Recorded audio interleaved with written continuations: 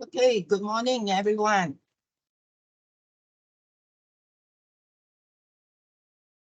Morning. Morning. Okay. Morning.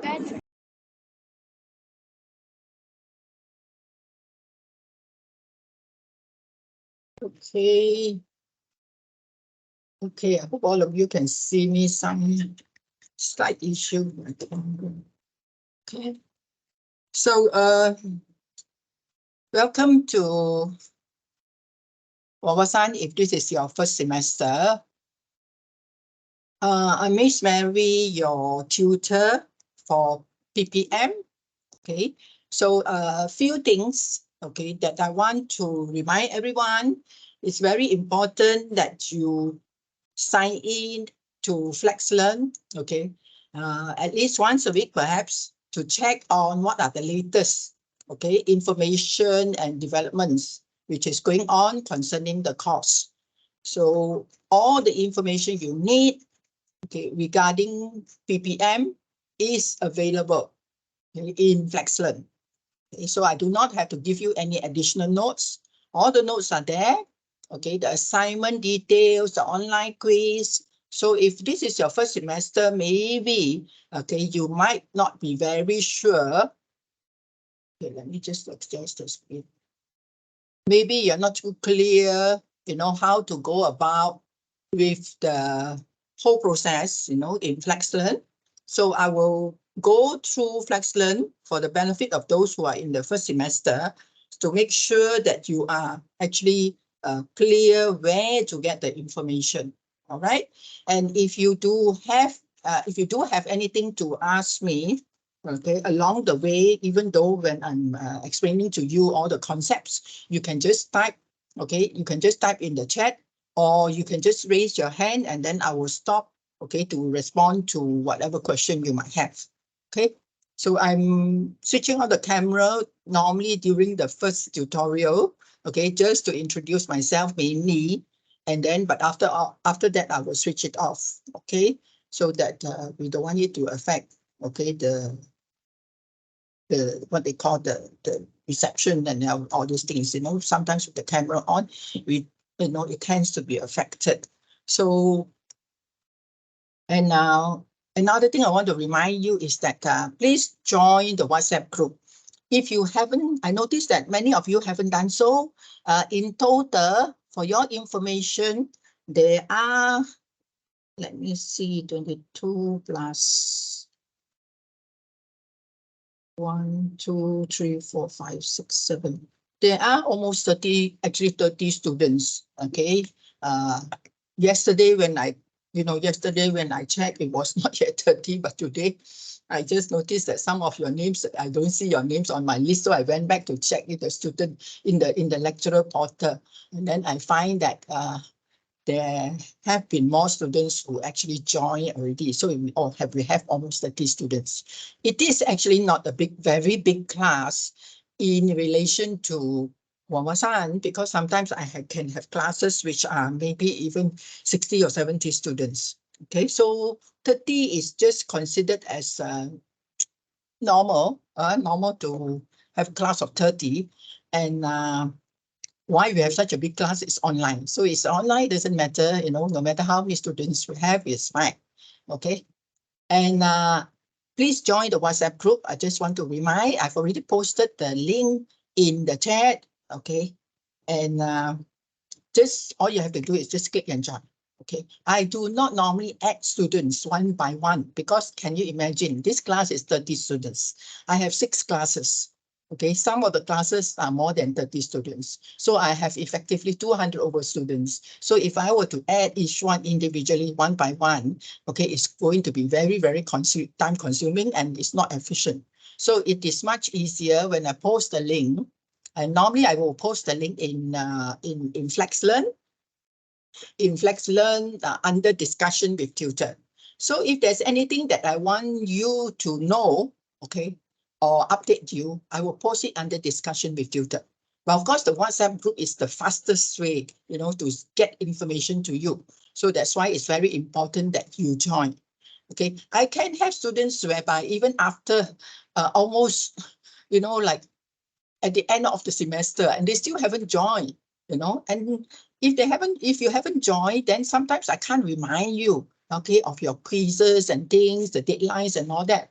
Okay, so we have this normally tutors, it's not actually our responsibility, but we take it upon ourselves to try to remind students, because we know you are very busy, with your work, and then sometimes you might actually overlook. So we do, okay, take the trouble to remind you, but we can only remind you in WhatsApp, isn't it? We can't be sending you individual messages, and then 200 over students, how to send 200 over messages, at the same time, right? So we hope to get your cooperation. So the best way for us to help you, okay, is for you to be part of the WhatsApp group.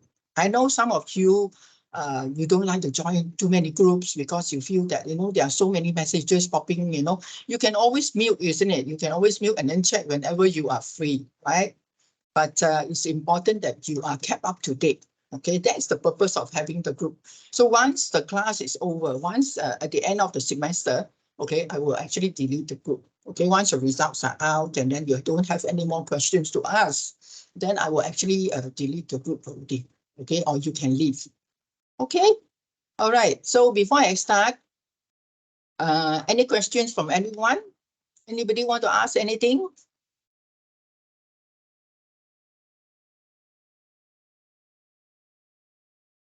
Anyone want to ask anything before I start? I will just do a quick, yes. Go ahead. Morning, madam. Okay, my name is Morning. Rosman. Yes. Okay. Since I see in the Fixlens that still not uploading the assignment one, right? Is it? The last time yes, okay. All the materials for your information, all the materials, the assignments, setting up of the quiz, all that is done by the course lead.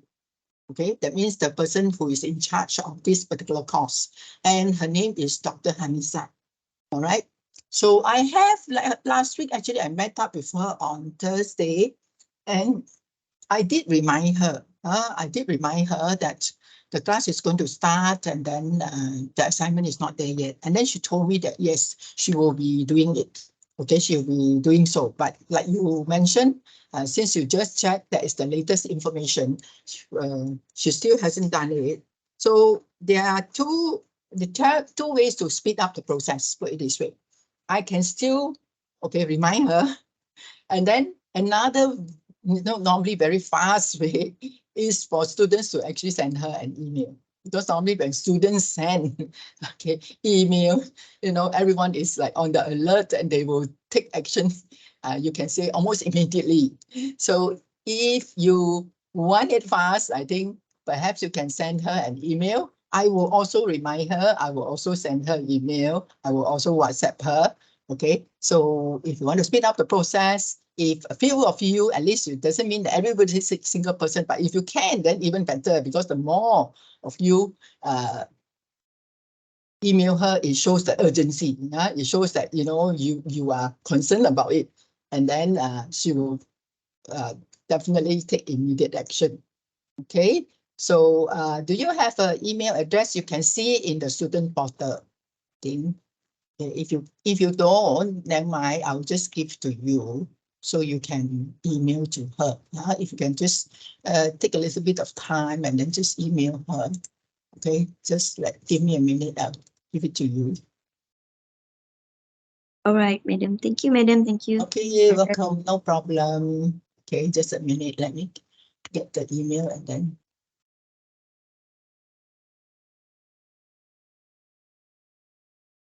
Just give me a minute, okay?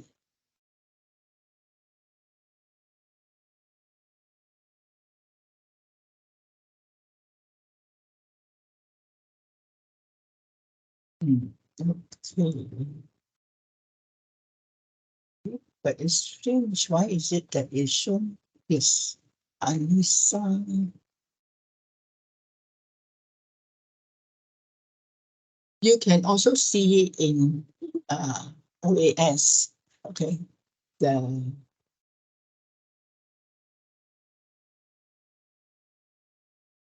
Okay, I'll just post it here. So if some of you at least can actually email her, it will definitely speed up the process. Can you see it, Rosmawani? Can you see the email that I posted in the chat? Yes, madam, yes. Okay. All right. Alright. So if I hope to get your cooperation, maybe a few of you can at least just drop her an email saying that okay, the assignment one is not has not been posted in Flexen yet. Okay, can you please, you know, post it so that we can actually start, okay, preparing, okay, the answer for the assignment. Okay, since the deadline is actually, you still have time actually. You still have quite a bit of time. The deadline is actually next month. So you have quite a bit of time. The deadline is actually October 28th. Okay. How do you know what is the deadline? You can see it in your OAS. That means the online assignment submission system. You can see it there. So may I know, first of all, how many of you are in your first semester? Can you give me a show of hand? How many of you are in your first semester? Then at least I know, okay, how to go about guiding you if you are in your first semester. How many of you in your first semester, please?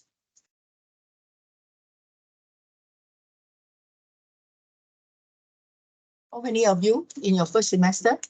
Semester one? Sumati, you're in semester one, okay. Anybody else? The rest of you, all in other semesters? You only have one student in first semester? The rest? Please show of hand, how many of you in your first semester?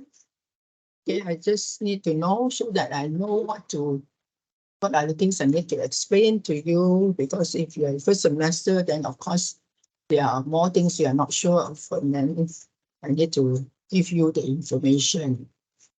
Okay, I'm just doing a quick count.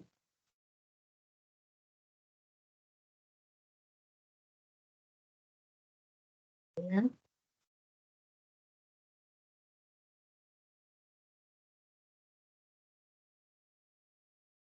Okay,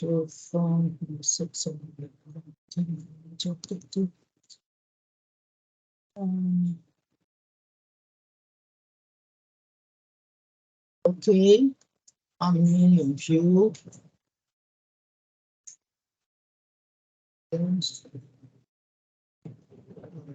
Some slight noise from the plane flying across my house. I live near the airbase. Okay, so see, okay, Sumati, Tofunsin, Daisy,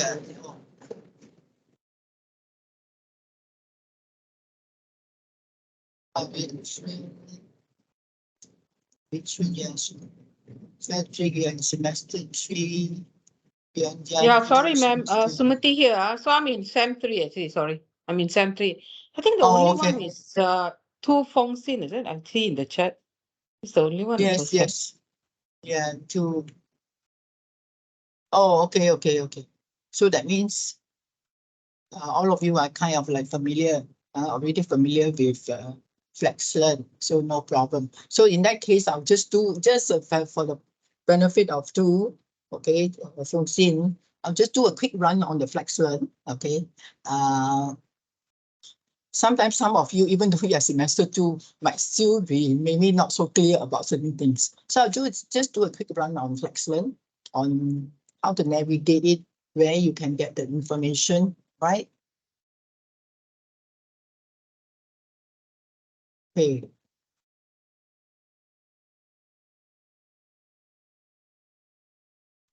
Screen.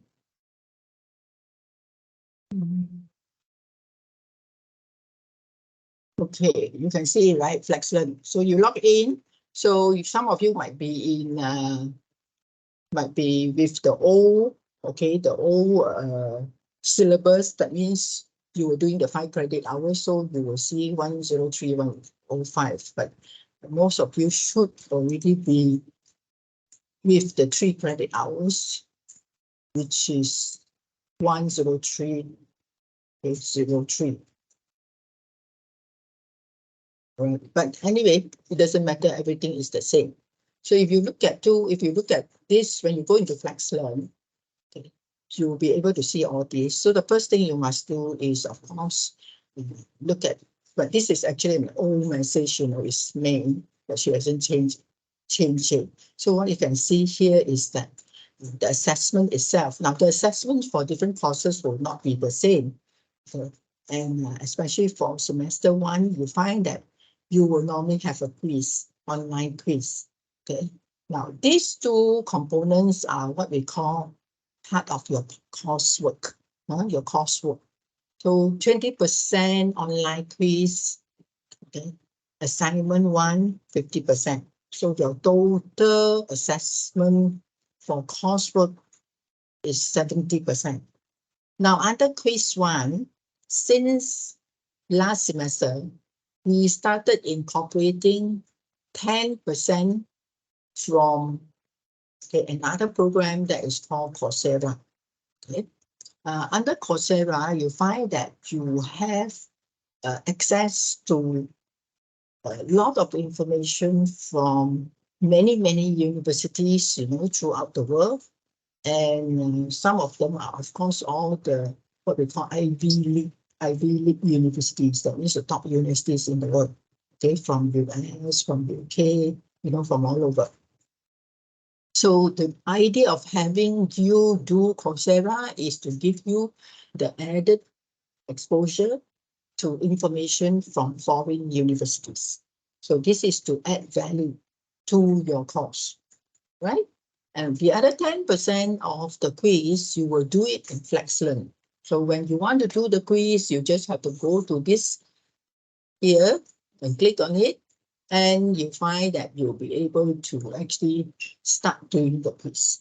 Now, the deadline, okay, it's not mentioned here, but the deadline for all the quizzes for semester 1 should be the same. So that is October the 7th. That means you must complete your quiz by that date. All right. So you have to go to Coursera to complete the quiz there, which is 10%. Then you have to go to FlexLearn here to do the other 10%. Right. So I will show you how you need to go in. So when you look at this part here, it also explains to you about the quiz component. All right. So under Coursera, the program itself, you will find that there are many weeks, but you only need to do the quiz which is related to week 1. Okay. Managers versus leaders. So you don't have to do all the quizzes there. You just have to do the one that is related to this topic. Okay. So after you've gone through that topic, you are asked to attempt the week 1 quiz. So the marks will contribute 10% towards the quiz coursework marks of 20%. So remember just now I told you the other 10% has to come from FlexLearn itself. So you have to do the quiz in Coursera and you do the quiz in FlexLearn. So how do you get to Coursera? You click here, you will see this little icon, you know, that looks like a Lego. Okay. And then you click on this, and then it will take you there.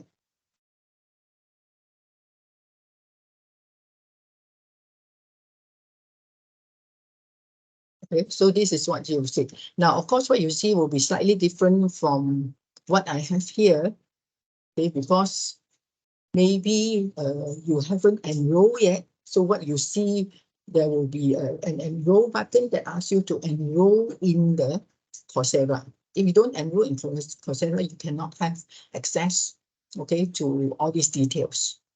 Okay, So what you see will not be the same as what what you see in, on my desktop here. Because so if you want to search, okay, if you want to search, then it's very easy. You just have to go and search, okay, from here, and then you'll be able to find the information that you need. Okay. So let's just say we try to search and see.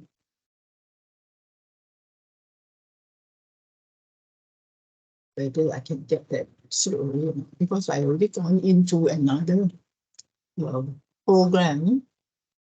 Okay.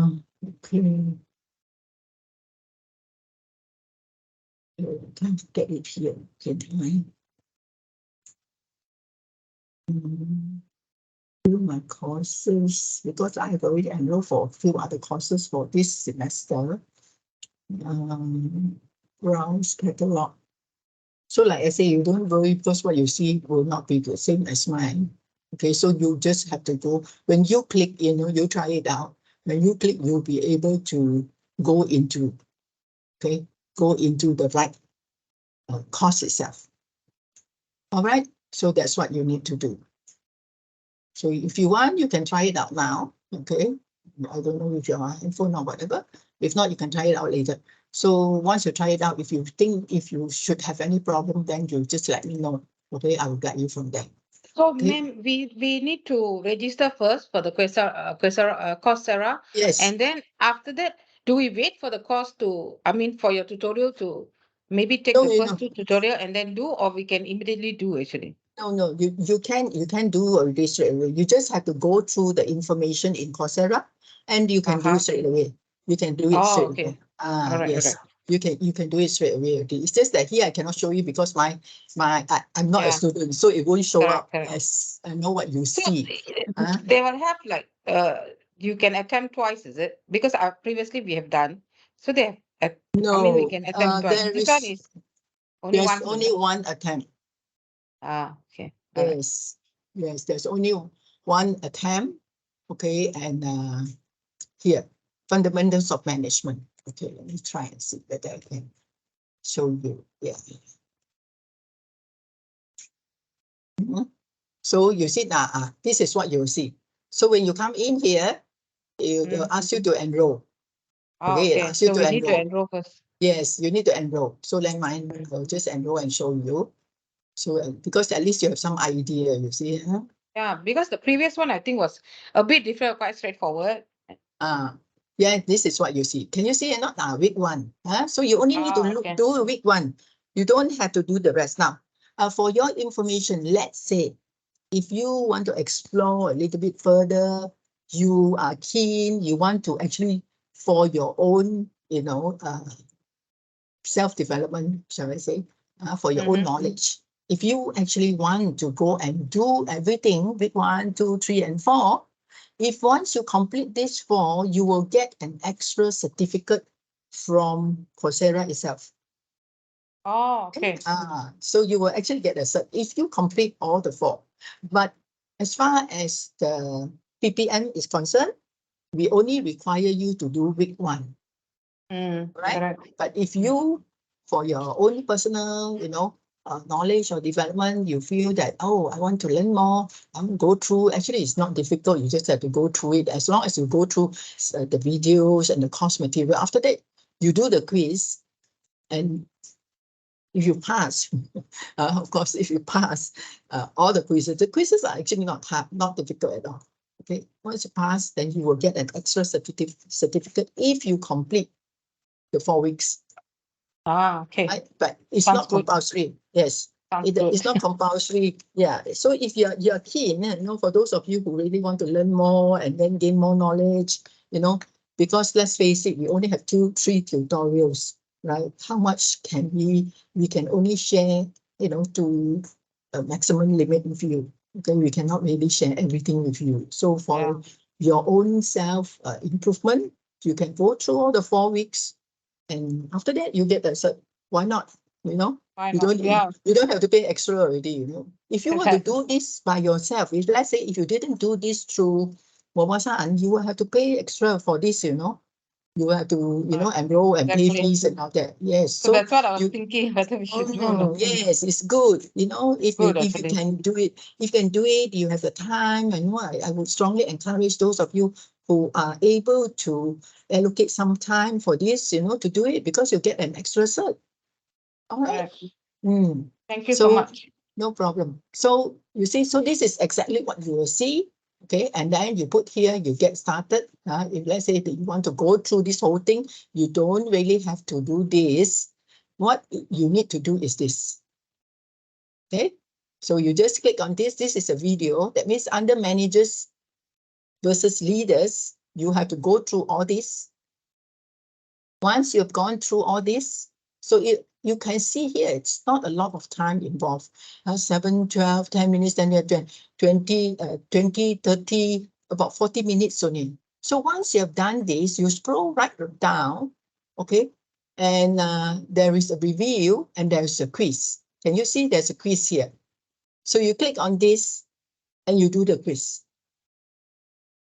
Okay. I won't click on here because I'm not doing the quiz. Okay, because once I start, then I have to go and complete the quiz. So you just do this part.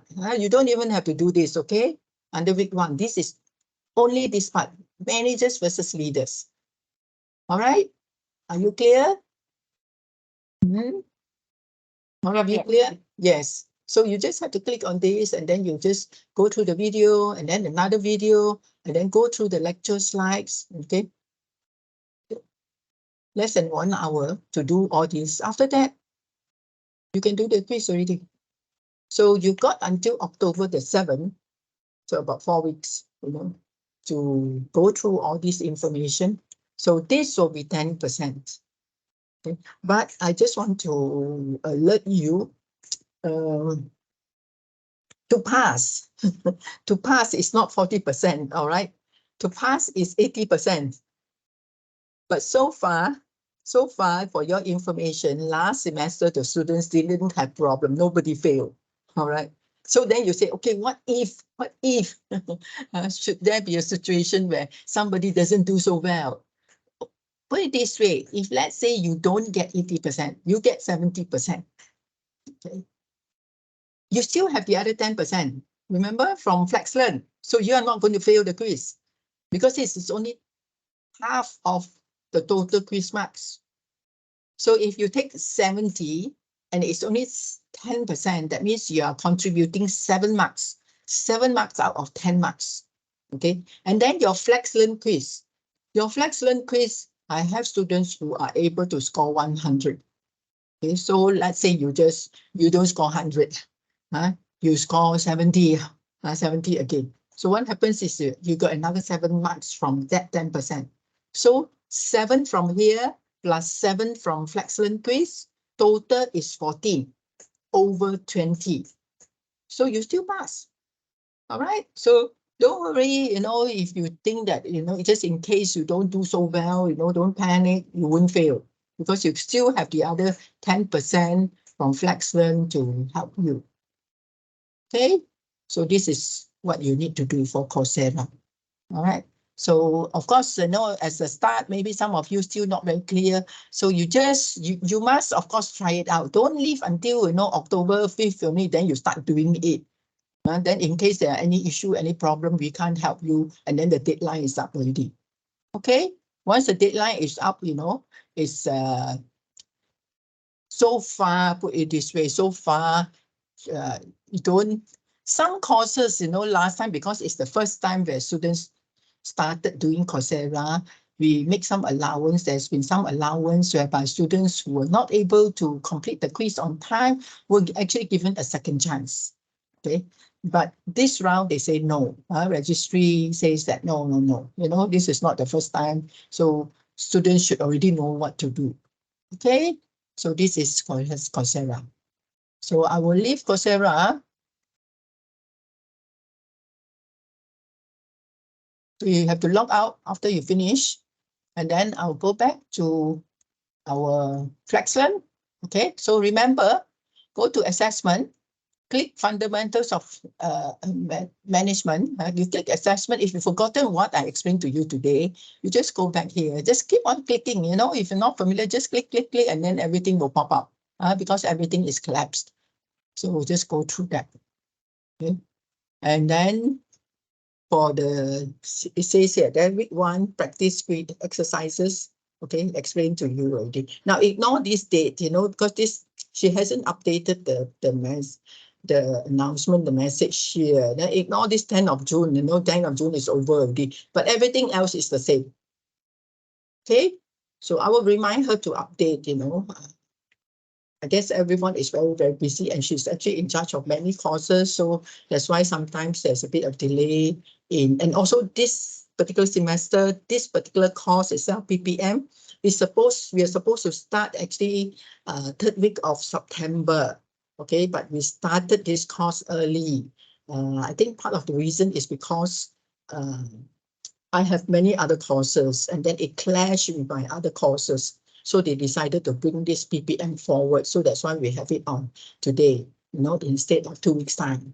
Okay, so this is what you need to go through. And then if you're already in the class, of course, you know, how to go to the online class link, right? And then you can see the link there already. And of course, my tutor's contact, you know, you should have seen for the benefit of those who have not seen it. Okay, I posted here information. Okay, my email address. Okay, of course, my phone number. If you're in WhatsApp, you will have my phone number. Consultation days, Tuesdays and Thursday, 8 to 10 p.m. So that means if you need to talk to me, or you just want to have a chat with me through WhatsApp or whatever, okay, Tuesdays and Thursday, 8 to 10 p.m. I am all ears for you. You know, this time is dedicated for you. So this will be the best time if you want to have a more lengthy, shall I say, more detailed discussion with me. This will be the best time, because other times I have allocated slots for other classes. Okay, but it doesn't mean that you cannot message. Of course, you can still message. It's just the response time, isn't it? The response time may be a little bit delayed. And just like you, I'm also working during the day. I have classes during the day. Okay, so if you were to message me, let's say during the daytime, there might be a bit of delay before I respond to you. Okay, but because we have the WhatsApp group, then of course I strongly encourage you to post all your messages in the group rather than messaging me individually.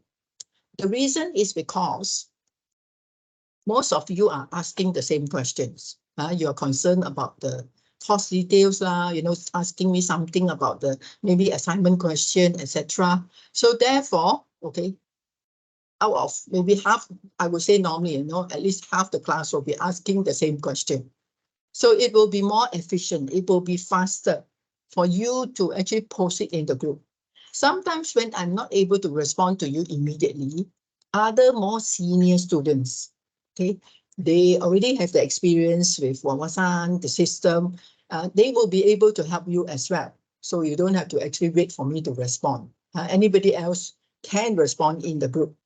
Sharing, this is what we call sharing, right? So by sharing, you find that you help each other, you speed up the whole process of learning. And then it will be more meaningful, more beneficial for you, because all of you come from different backgrounds, different professions, and you carry or bring along a wealth of knowledge with you, okay, because you have the experience. So you are actually helping each other by sharing in the group itself, okay? So I would encourage you to post all your messages in the group rather than, okay, message me individually. Unless, of course, if it is P&C, you don't want the whole class to know about what's going on in your personal matters. So you need to tell me something, you know, that is just concerning you alone. Then you can, of course, message me individually. All right. So otherwise, please post all questions in the WhatsApp group.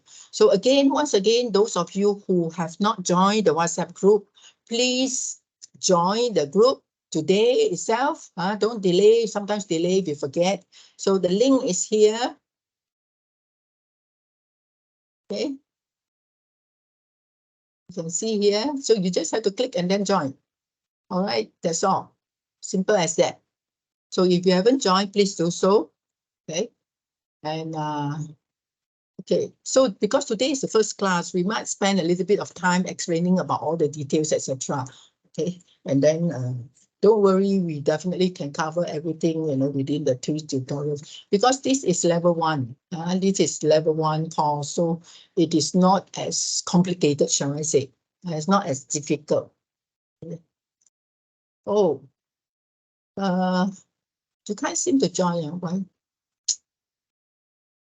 I click, I can't join. I don't know why. It's going to the Teams. I don't It's know. The going to rest, the did Teams. anybody try? Is it this one? The Teams? The Teams is another link. No, You no, see, not you the can Teams. I'm talking about the WhatsApp. what's that? Yeah, here. That link You just can now. copy the link and paste it on a browser, so you will open the. Oh, the browser, is it? Yeah. Oh, okay. Thanks, Yuvan. Okay. All right. So this is what I mean by sharing, you see, because you are together in the group, then you can share information. So this is very good. All right. So anybody has any particular question to ask besides the assignment? So assignment, like I mentioned, please drop Dr. Hanisa a line. Okay. Her email is here. Just drop her a line asking for the assignment 1 for PPM. Okay. And then I believe that once you drop the line, a number of you, not just one person, one student, a few of you go and drop a line and email her. She will definitely respond. I think by next week you will have the assignment up already. Okay. All right then. So going back to FlexLearn, other things that I want to tell you is that, so now I can actually know whether you go into FlexLearn or not, because I can actually see the class progress. So some students have already told me they couldn't join today. So okay, that's fine. I responded to them. For any reason that you are not able to join, okay, you just have to actually refer to the recording. And every time we record the class, so there shouldn't be any problem. All right. So when it comes to the content,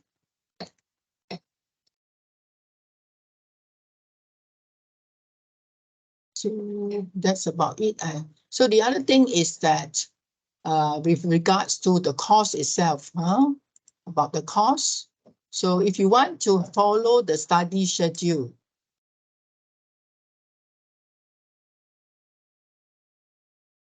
you can follow this if you want to. It's not to say compulsory. If you find that you need some kind of guideline to go through the program itself, you can do this. You can refer to the study schedule. And then the online course materials. Now this is not what I will use for the tutorial, because this is more like a kind of manual. You can see here it's like 100 over pages. Okay, but this is more for your reference. So if you go through this, it's like a book. Okay, it's just like having a book.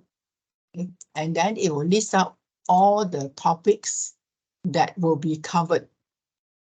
Okay, so what I use will be more of another set of materials I will show you in a while. So you can use this as your reference, okay, in doing your assignment. So it'll go by units, what you call units. So there are a total of 5 units. Okay, so you can click on here and then you can see, okay, unit 1. So again, you have another set of notes. This should be your first point of reference. That means you shouldn't straight away, you look at the question and straight away go and Google, and try to get the answer. Okay, that's not the way, right? Those of you already in the 2nd and 3rd semester, you should know already. But for those who's in the 1st semester, then maybe still not familiar yet. This is your first point of reference. So use this, go through this, okay, before you start to go online and search for additional information. Online is for extra, additional. Online is not the first point of reference. Okay, you should not straight away go online and then try to search for information. That is the easy way out, and that is the wrong way. Okay, this is, you must refer to all these materials here. Okay, of course, you can also search for ebooks, etc. online, and that is fine, because then that will give you a lot of information as well. So we'll go, let's say, unit by unit. All the different units will cover different topics you can see here.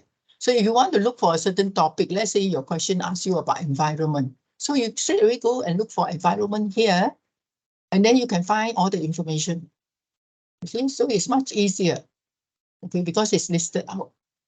And you will have a more complete, okay, you will go through a more complete learning process.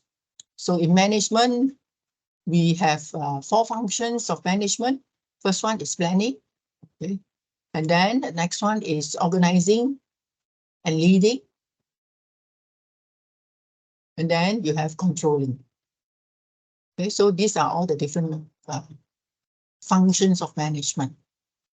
Okay, so under course content, so this is what I will use for the tutorial. Okay, so unit 1. Okay, we'll start off here by looking at you have the PowerPoint slides, PPT, you can see here. So this is what I will use for the tutorial. All right, so if you're not sure, you just have to just click and expand everything and you can see the information. Okay, so I'll start off with this.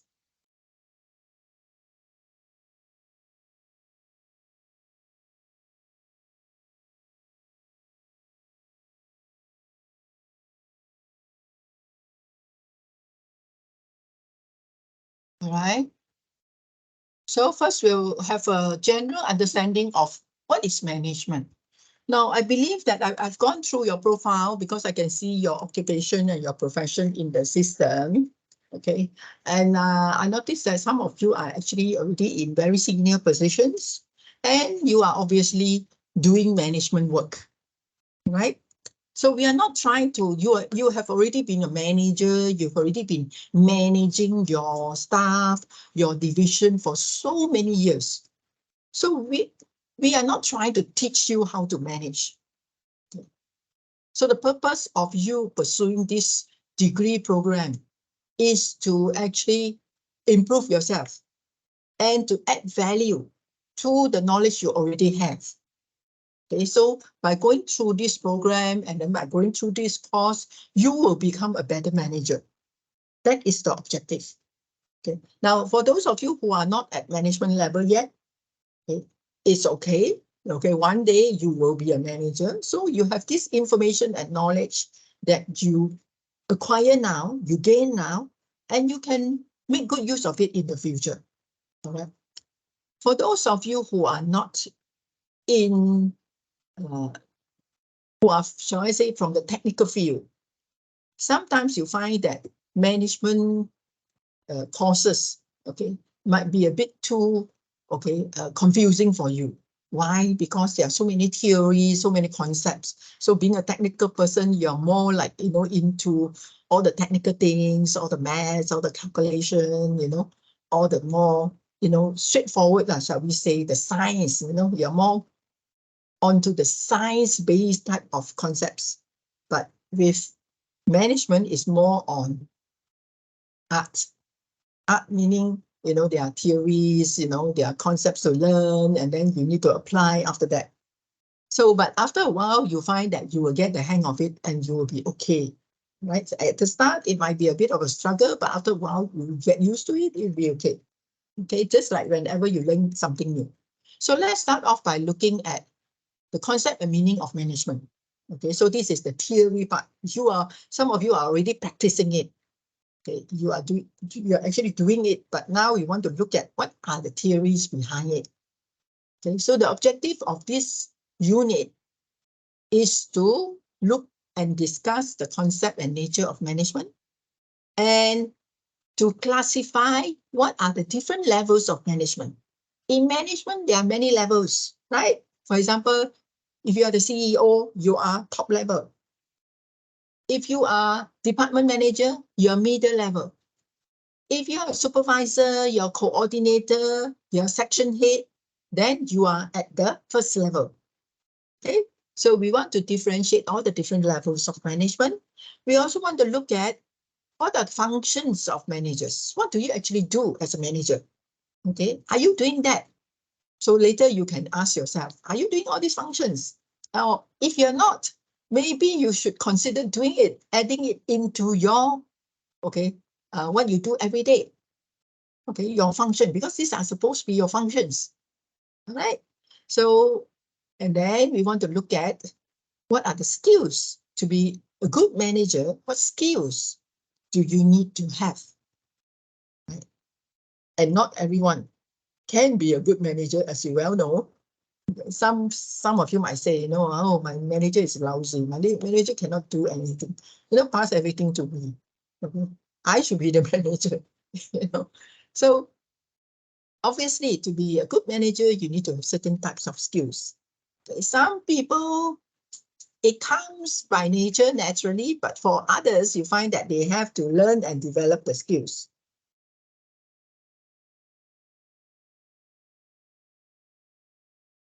Okay, sorry, give me a minute. I got a student asking me a question in WhatsApp. Morning. Our first tutorial is on 23rd. No, it's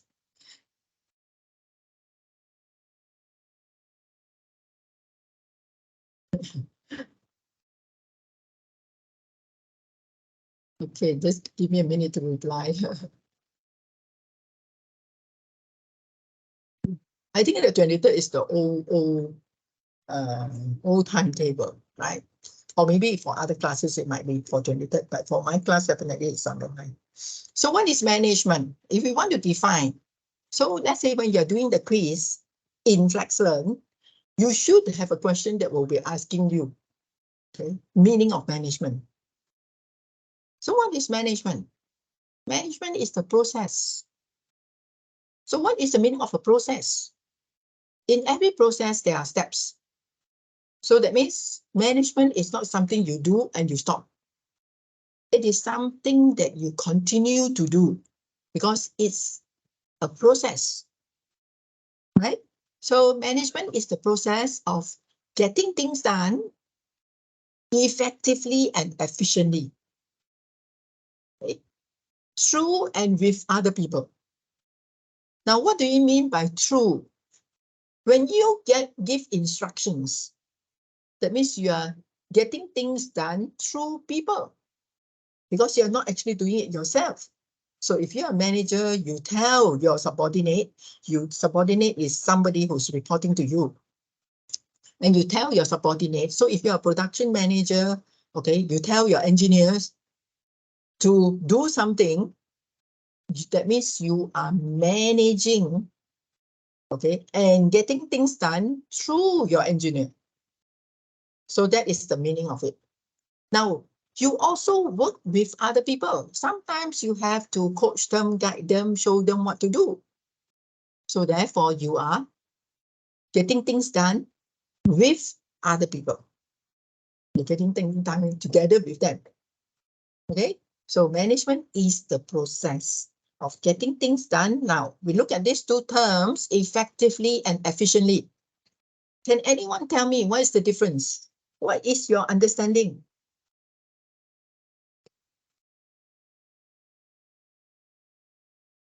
What is your understanding? I'm sorry, there's a bit of knocking noise, coming through, maybe because my neighbor is doing some renovation, and I've actually requested the contractor not to make noise, but sometimes. So can I just get some response from some of you?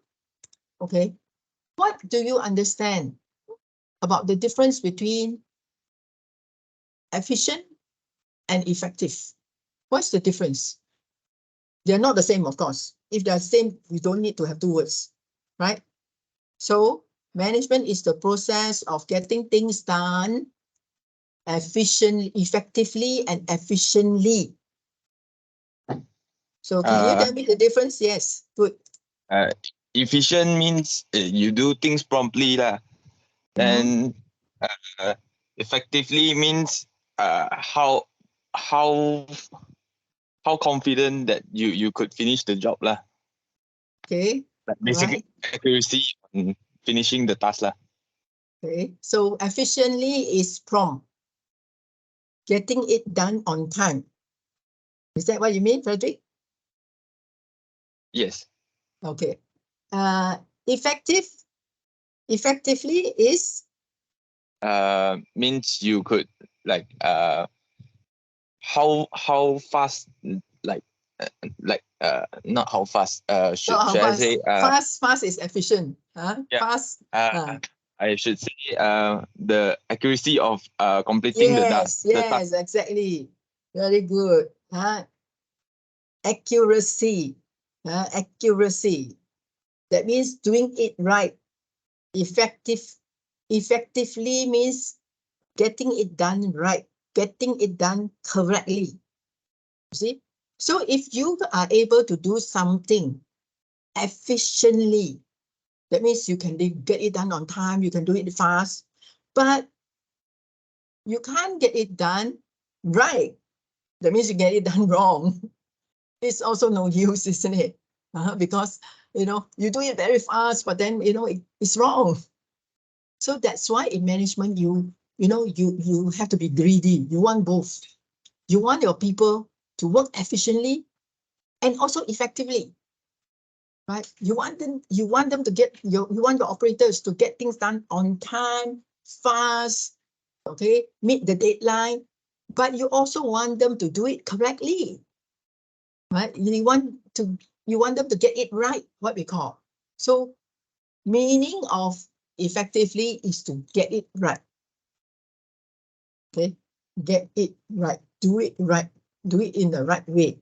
Just like medicine, when we take medicine, after you take certain medication, then, you still don't recover. Then what do you say? Yeah, this medicine is no use, not effective. It means it doesn't work. Okay. So same thing in the workplace when we talk about effectively, that means it has to be right. It has to be correct. It has to be accurate, like Frederick says. All right, can you see the difference? Okay, but like I said, in the management, we are greedy. Okay, we want both. We want efficiency, we also want effectiveness. Okay, now going back. So now we're looking at the management functions. Again, just want to highlight to you to help you with your quiz. Normally the quiz will also ask you on management functions in Flexlearn, and probably in Coursera might be similar. Okay, so there are 4 functions. Planning, normally we just take the first one and it's easier for you to remember. Planning, strategizing, planning, organizing, leading, and controlling. So what I always tell students, remember it as a short form, acronym, what we call an acronym, POLC. Okay.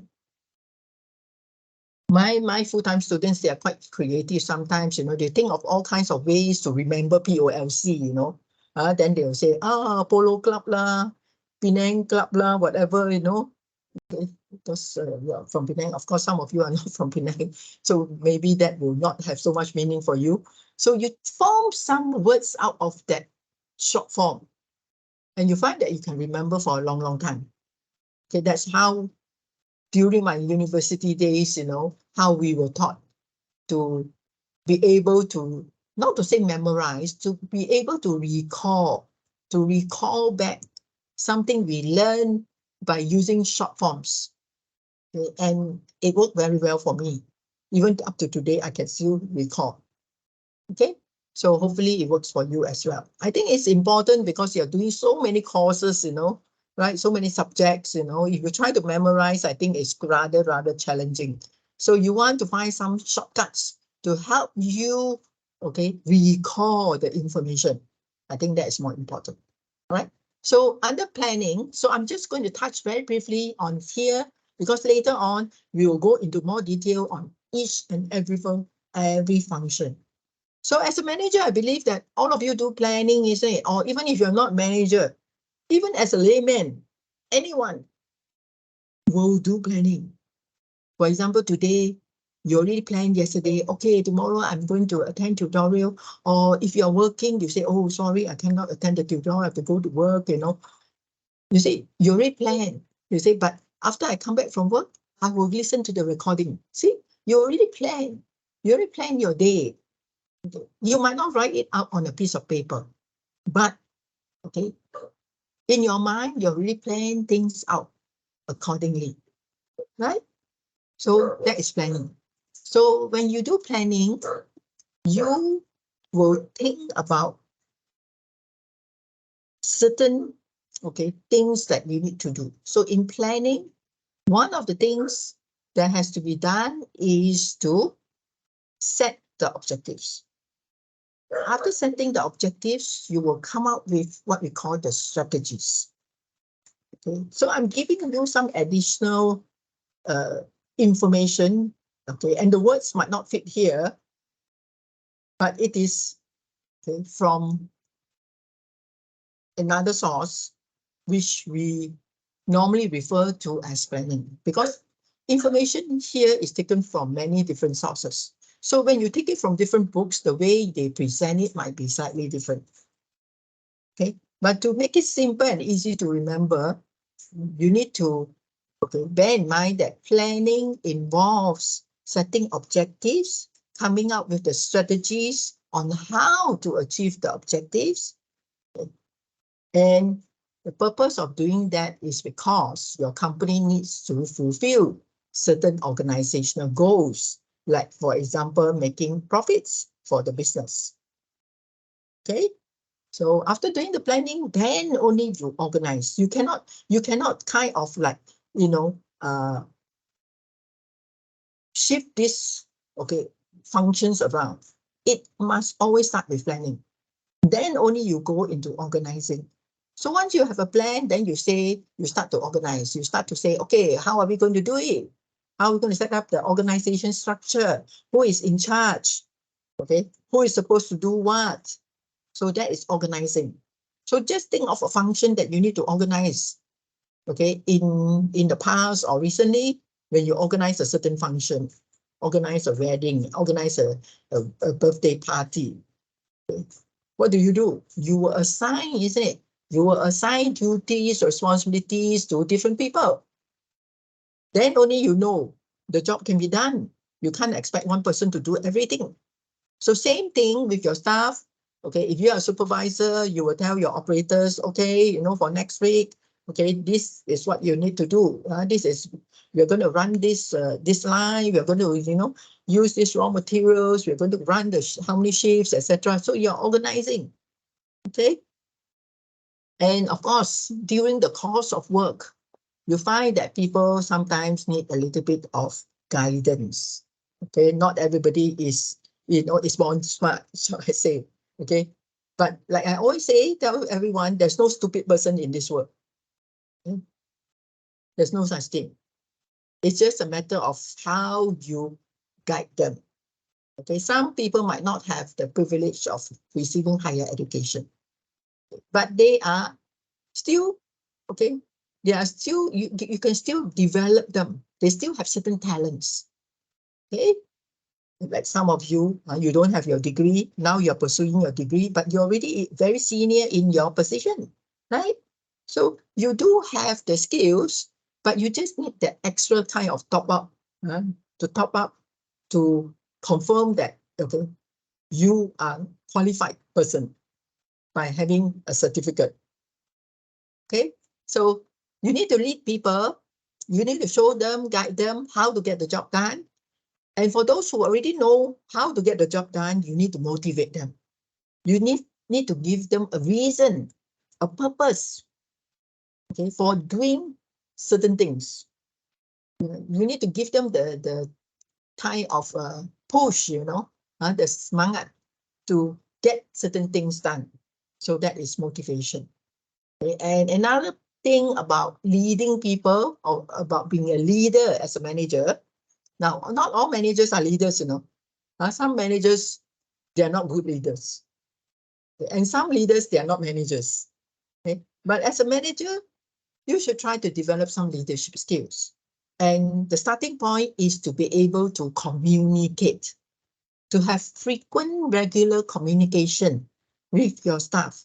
That is very important. Okay, you don't have to chit chat the whole day with your staff, but sometimes just 1 or 2 words of encouragement, okay, makes their day, and that is very important. There was this book, okay, that was written. It is called The 1 Minute Manager. You can go and Google it. The 1 Minute Manager. Okay? If I'm not mistaken, it's written by a guy called Ken Blanchard.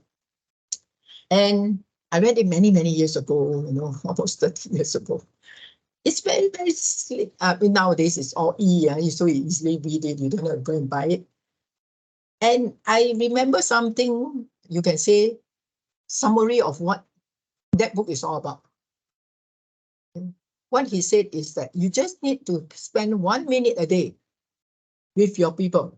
1 minute only, not more than that. Even if you can spend 1 minute, is also good enough to motivate your staff. So if you're very, very busy, you really don't have time, 1 minute, I think you have. Okay, just spend 1 minute. So then you say, 1 minute, what can we do? 1 minute just to say a few kind words. Give some compliments to your staff. Let's say your staff submitted a report and the report was good. All you have to say is that, okay, Ramesh, okay, this report you've written is really very good. Okay. I'm very pleased with it. And that's all. Okay, Ramesh will be on top of the world already for the whole day. Okay, because you go around and say, hey, my manager complimented me, say I did a good report, you see? And that itself is motivation. So it can be simple as that. It doesn't always have to be money, Although, of course, money is a very important motivating factor, right? So words are very powerful. Okay? And I hope that everybody realize that, And then, of course, words are also very powerful in the sense that it can also damage or hurt people's feelings, or even affect your reputation. So be careful with words.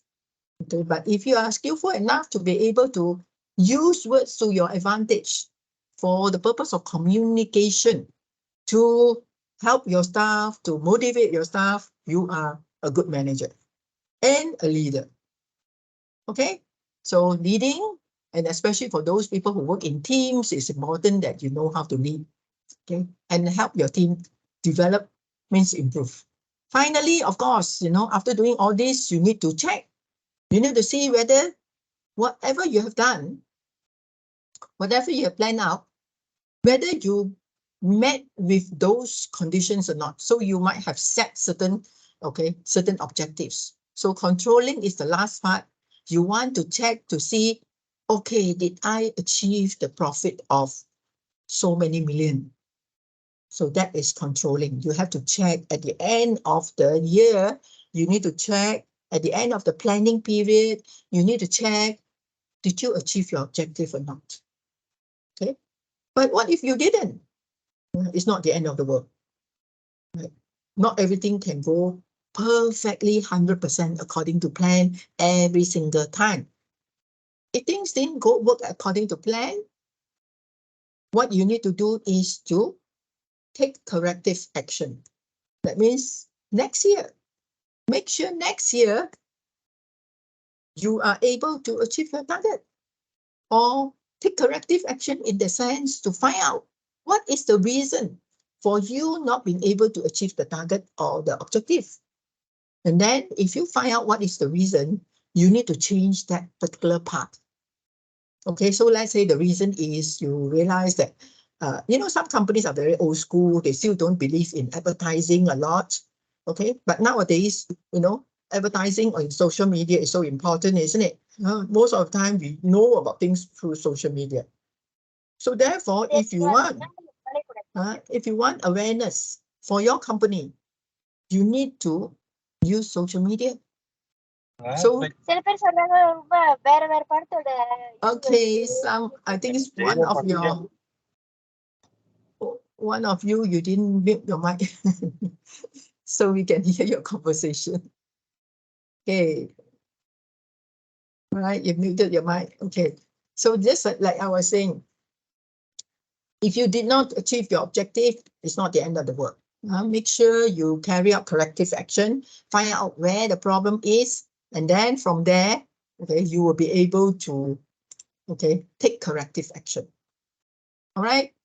So next part is, who is a manager? Definition of a manager is just the person who is responsible for overseeing, in charge, and leading a group of employees. And managers are responsible for supervising. Of course, you as a manager, you need to take care of your company resources. Right? You cannot waste your company resources, isn't it? That's part of your responsibility. Okay, you got to make sure all your company's resources, whether it's financial resources, whether it is,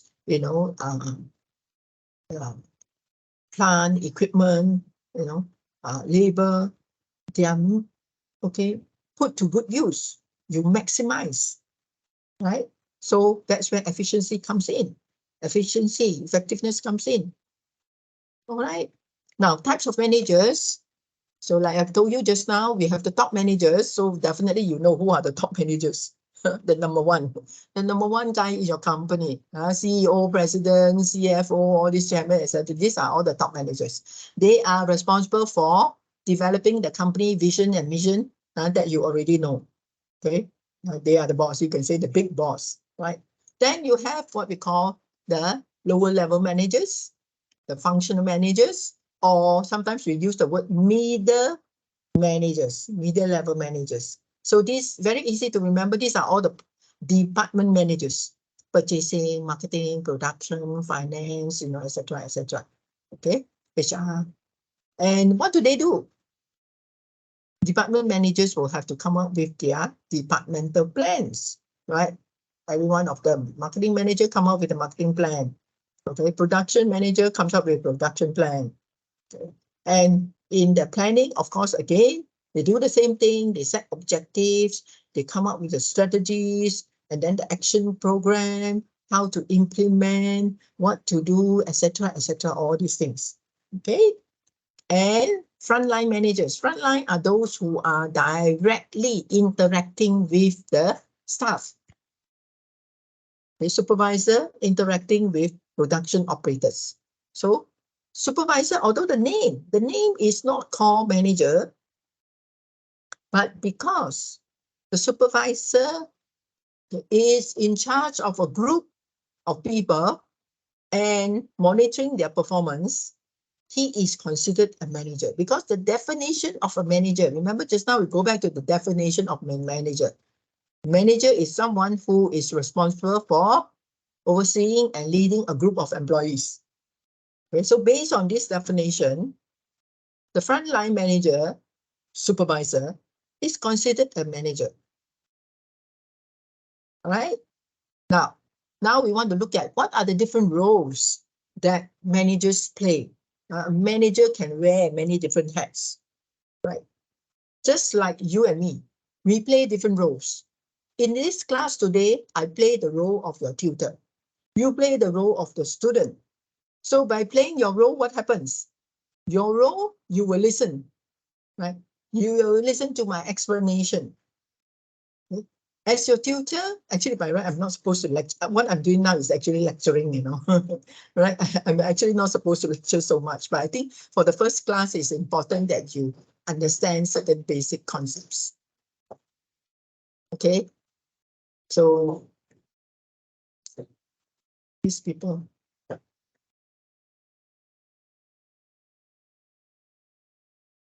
All right, so the roles that we play will change. After this class, you're playing different role already, right? You're no longer a student. You don't have to sit at your computer. You don't have to sit in front of your laptop. You will start doing other things. So our roles do change. We play many different roles. And when you go to work, you play a different role again, right? So managers also play different roles. So what are the three main roles? These are the three main ones. From these three, we split it further into 10 sub-rows. There are 10 sub-rows. The information is not given here in detail, but you can get it from the other set of notes. You know, the one that I showed you just now with the purple cover. Okay, you can get the details from there. So I'll roughly just run through with you here. Okay, what are the managerial roles? Interpersonal role. Interpersonal role is dealing with people, involving people. Okay, so when you're dealing with people, there are 3 sub-roles. The sub-roles are what? You are a figurehead. You are a leader. Okay? You are a figurehead in the sense that if you are a top-level manager, figurehead means you represent the company, right? Just like during Merdeka, you know, August 31st, they have all these parade. So who has to be there? The Agong has to be there. So Agong, because the Agong is the figurehead. So whenever there's any important function, your CEO, okay, most likely will have to be there. Like, for example, opening up of a new branch.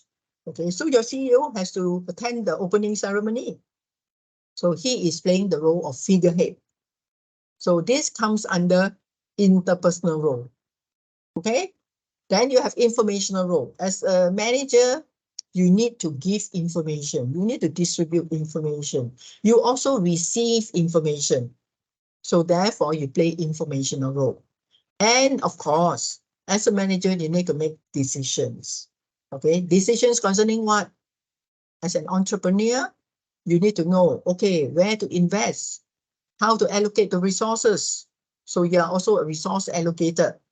And you are also disturbance handler. Whenever there's any crisis in your company, you need to come forward and handle the crisis.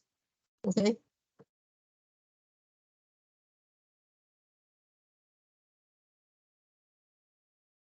Okay.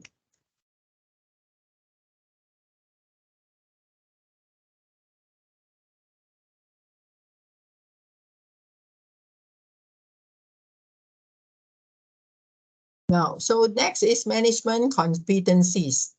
Competencies means skills, values, motivational preferences that contributes to a person's effectiveness in their jobs.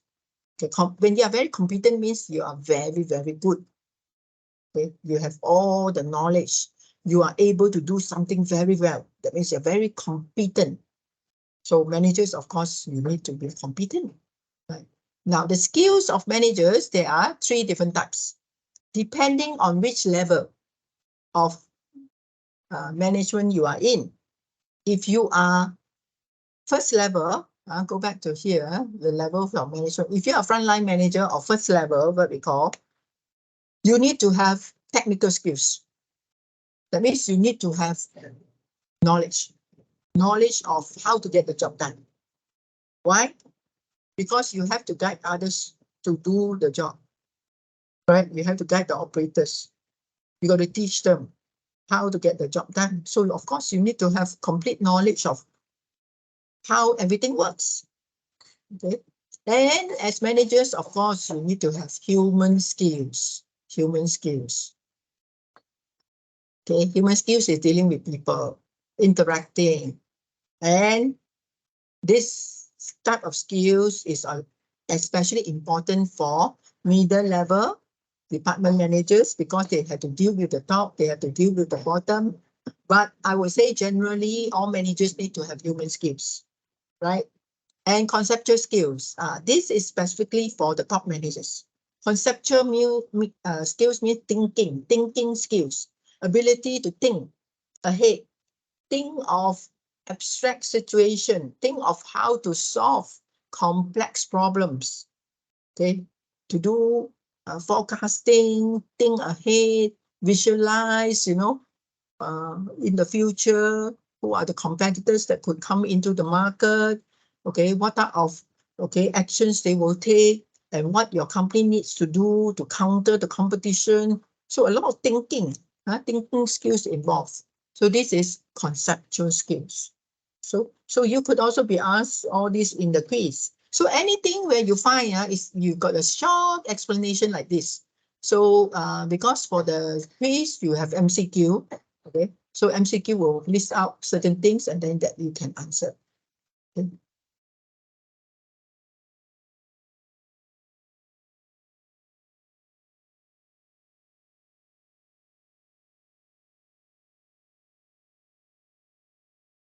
Okay, these are managerial values.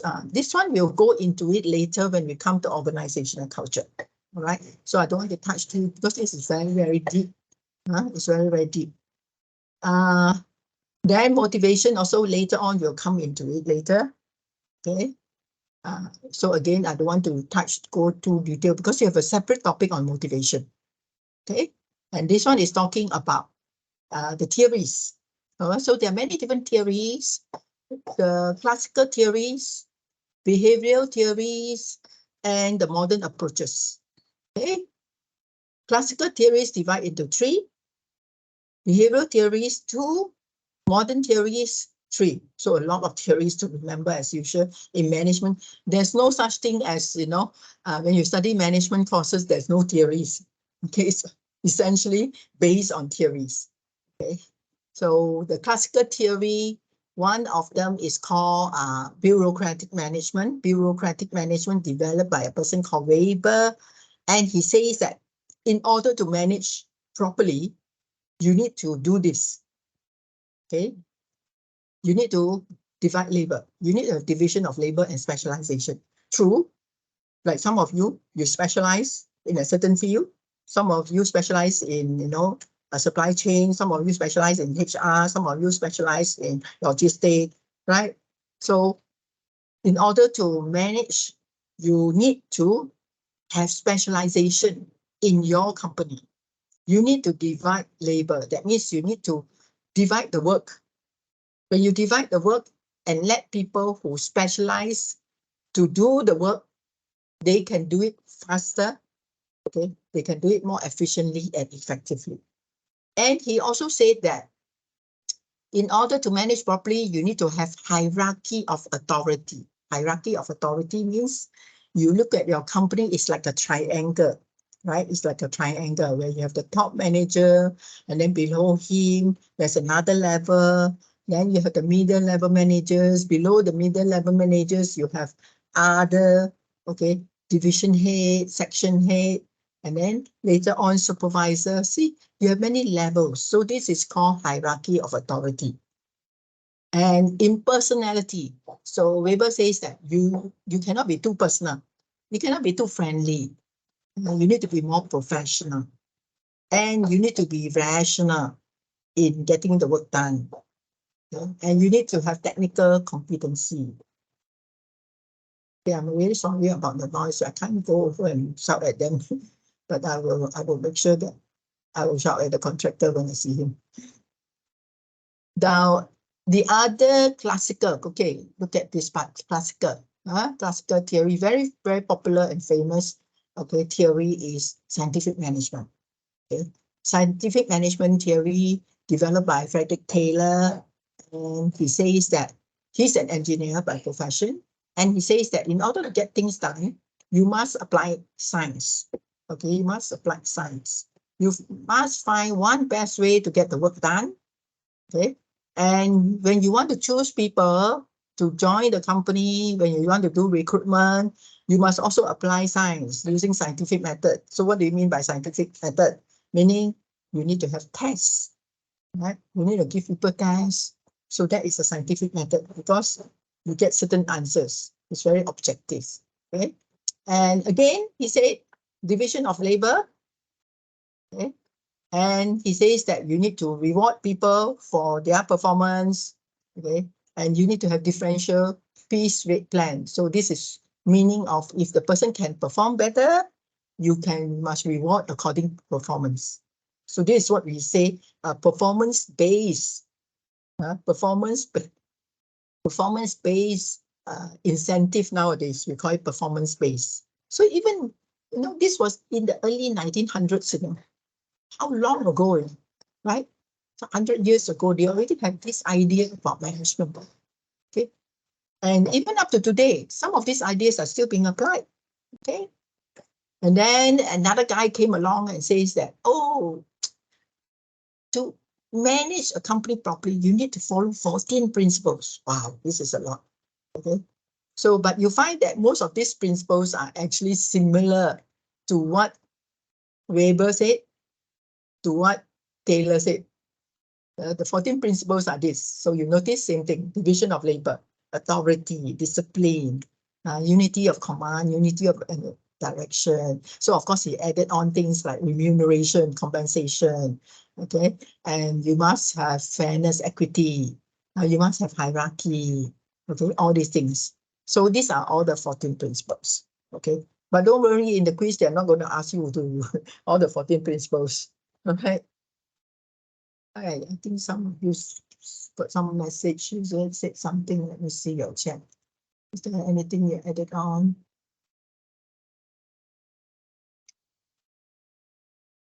Okay. So going back, anybody want to ask anything? Maybe I just rattle on and then some of you might be a bit lost. Anyone want to ask anything? Any of you?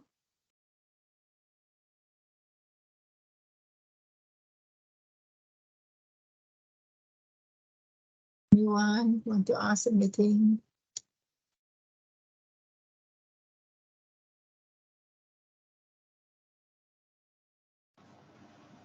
No, so far still trying to digest it. Okay, don't worry, you know. I know it'll take a bit of time, especially in management courses, because it's all very conceptual. So it takes a little bit of time, you know. Very complex. Yeah, and you probably have to do a little bit like reading, some reading yourself. Okay, as you well know, because you are all called what we call ODL students. That means open distance learning students, you know, and you are learning everything online. So you need to rely, okay, a lot on yourself, okay, because you're not really attending physical classes regularly, okay. Compared to full-time students, you know, full-time students, they have 25 hours of lecture. You have only 6 hours. You see the difference? Okay, so that means we need normally 25 hours to cover everything in detail. So since you have 6 hours, which is only 1/4 of the time, okay, we can't really cover everything with you. So therefore, okay, 70% of the time you will need to do your own reading in order to improve your understanding.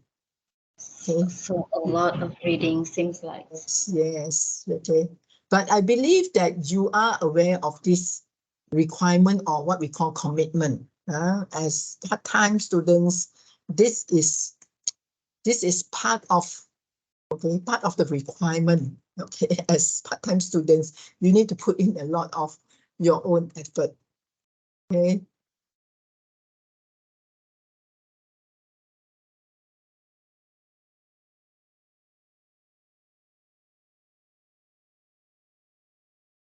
Okay, I got this student who has problem. I don't know why her timetable. All of you, your timetable show today is the class, isn't it?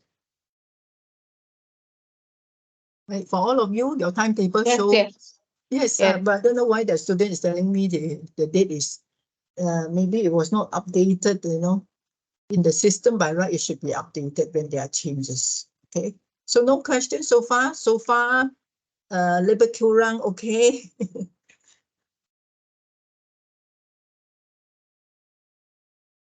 I think probably you might have more questions when the assignment is up, isn't it? So don't worry if the assignment, because we are not going to meet up, okay, until after this class. The next time we meet up is actually end of the month. So if when the assignment comes up in FlexLearn, let's say between now and 30th, you know, I will try to give you some guidelines, okay, concerning the assignment, so you can start looking into it, right? Because our next tutorial is on 30th. Okay, we can, of course, we will discuss the assignment on the 30th, but in case some of you are very anxious and then you want to have a head start, I will still provide you with some guidelines in the WhatsApp. Okay, in the WhatsApp, I'll give you some guidelines once the assignment is up. All right. Assignment will normally not be that difficult. Normally, it just asks on what are the functions of management.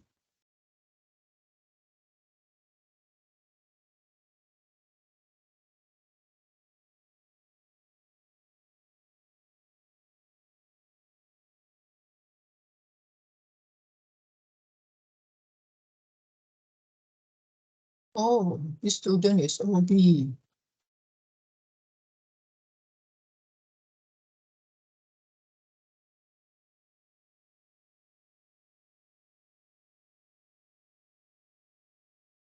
Okay, just sorry, give me a minute, I reply her so that she's not so confused. OB is on.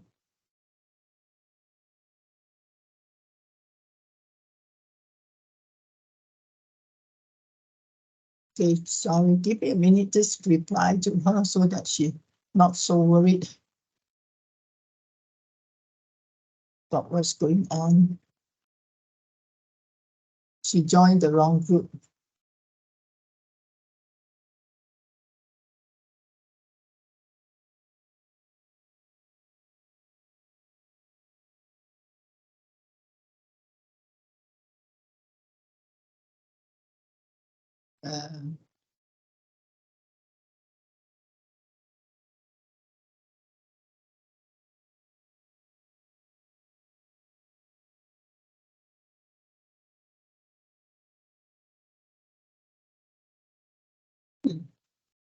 Post the wrong link in just a minute. Okay, so let's continue. So these are all the different theories. Behavioral approach is based, the reason why we have HR department nowadays is because of this. This particular theory on human relations approach, because through certain studies, they found that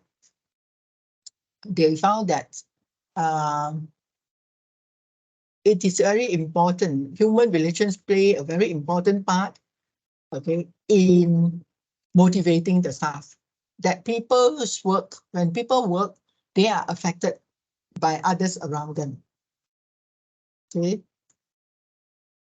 And therefore, it is important that as a manager, you take into consideration interaction, okay, of people inside the department. So that's the reason why you have human resource department nowadays, to look into the welfare and well-being of the staff based on these studies, the human resource approach.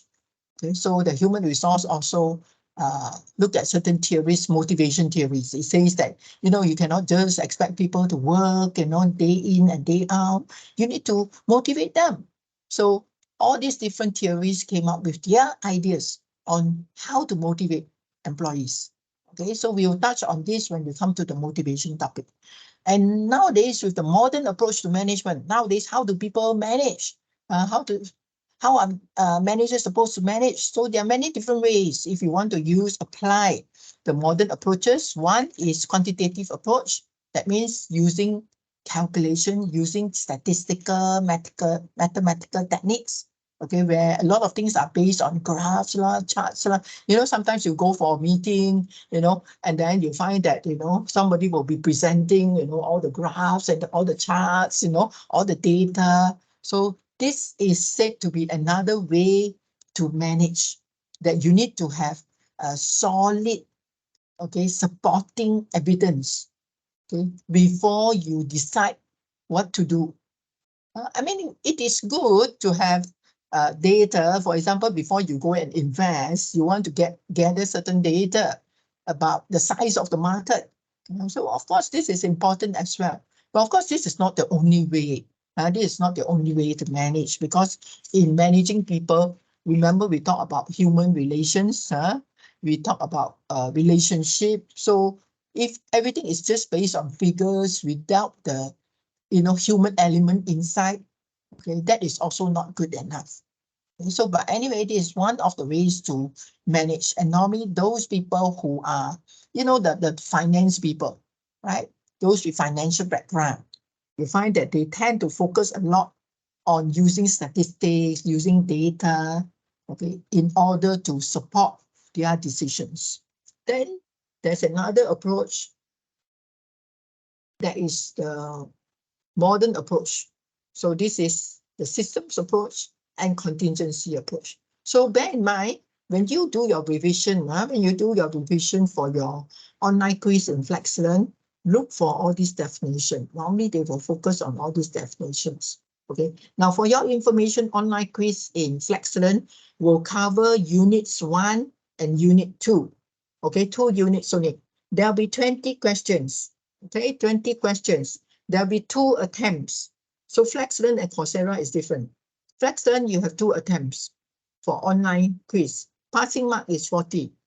All right. So like I told you before, earlier on, I have students who, many of them can score 100. Okay, 100, 90. Majority, I would say, 80 and above, majority. Very, very small, just a few maybe get below that, get 50s or 60s, very few, maybe 2, 3 like that only. Most of the time they can score. Okay, so that means it's not that difficult. The information is all it's mainly from the notes. So if you go through these notes, you find that, okay, you'll be okay. There shouldn't be any problem. And current trends, okay, and so this is for unit 1 itself. Okay. And so now I will close this. So because your quiz is units 1 and 2, so I like to also maybe look into. So now remember just now we talked about managerial roles. So if you want more detailed information, you can go through here and then you can see, okay, you can find out, you have a video, you play the video is only a few minutes. So it's sometimes for some of us, we find that it's easier to just listen to a video rather than to read through everything, isn't it? So you can go through this video during your free time, the technical skills. Remember just now I explained to you. So some more detailed information here. Okay.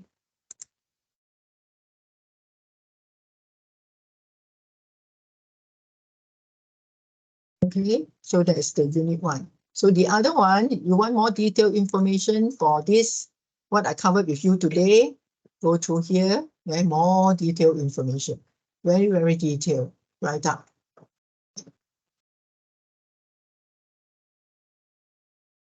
Roles, responsibilities, everything you can find here.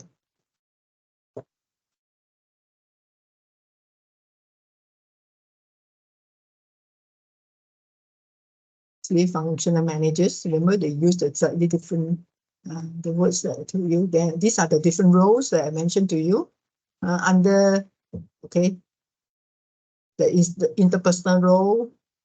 You see, if you look at this table itself, it's very easy. See, these are all the sub roles under the main role.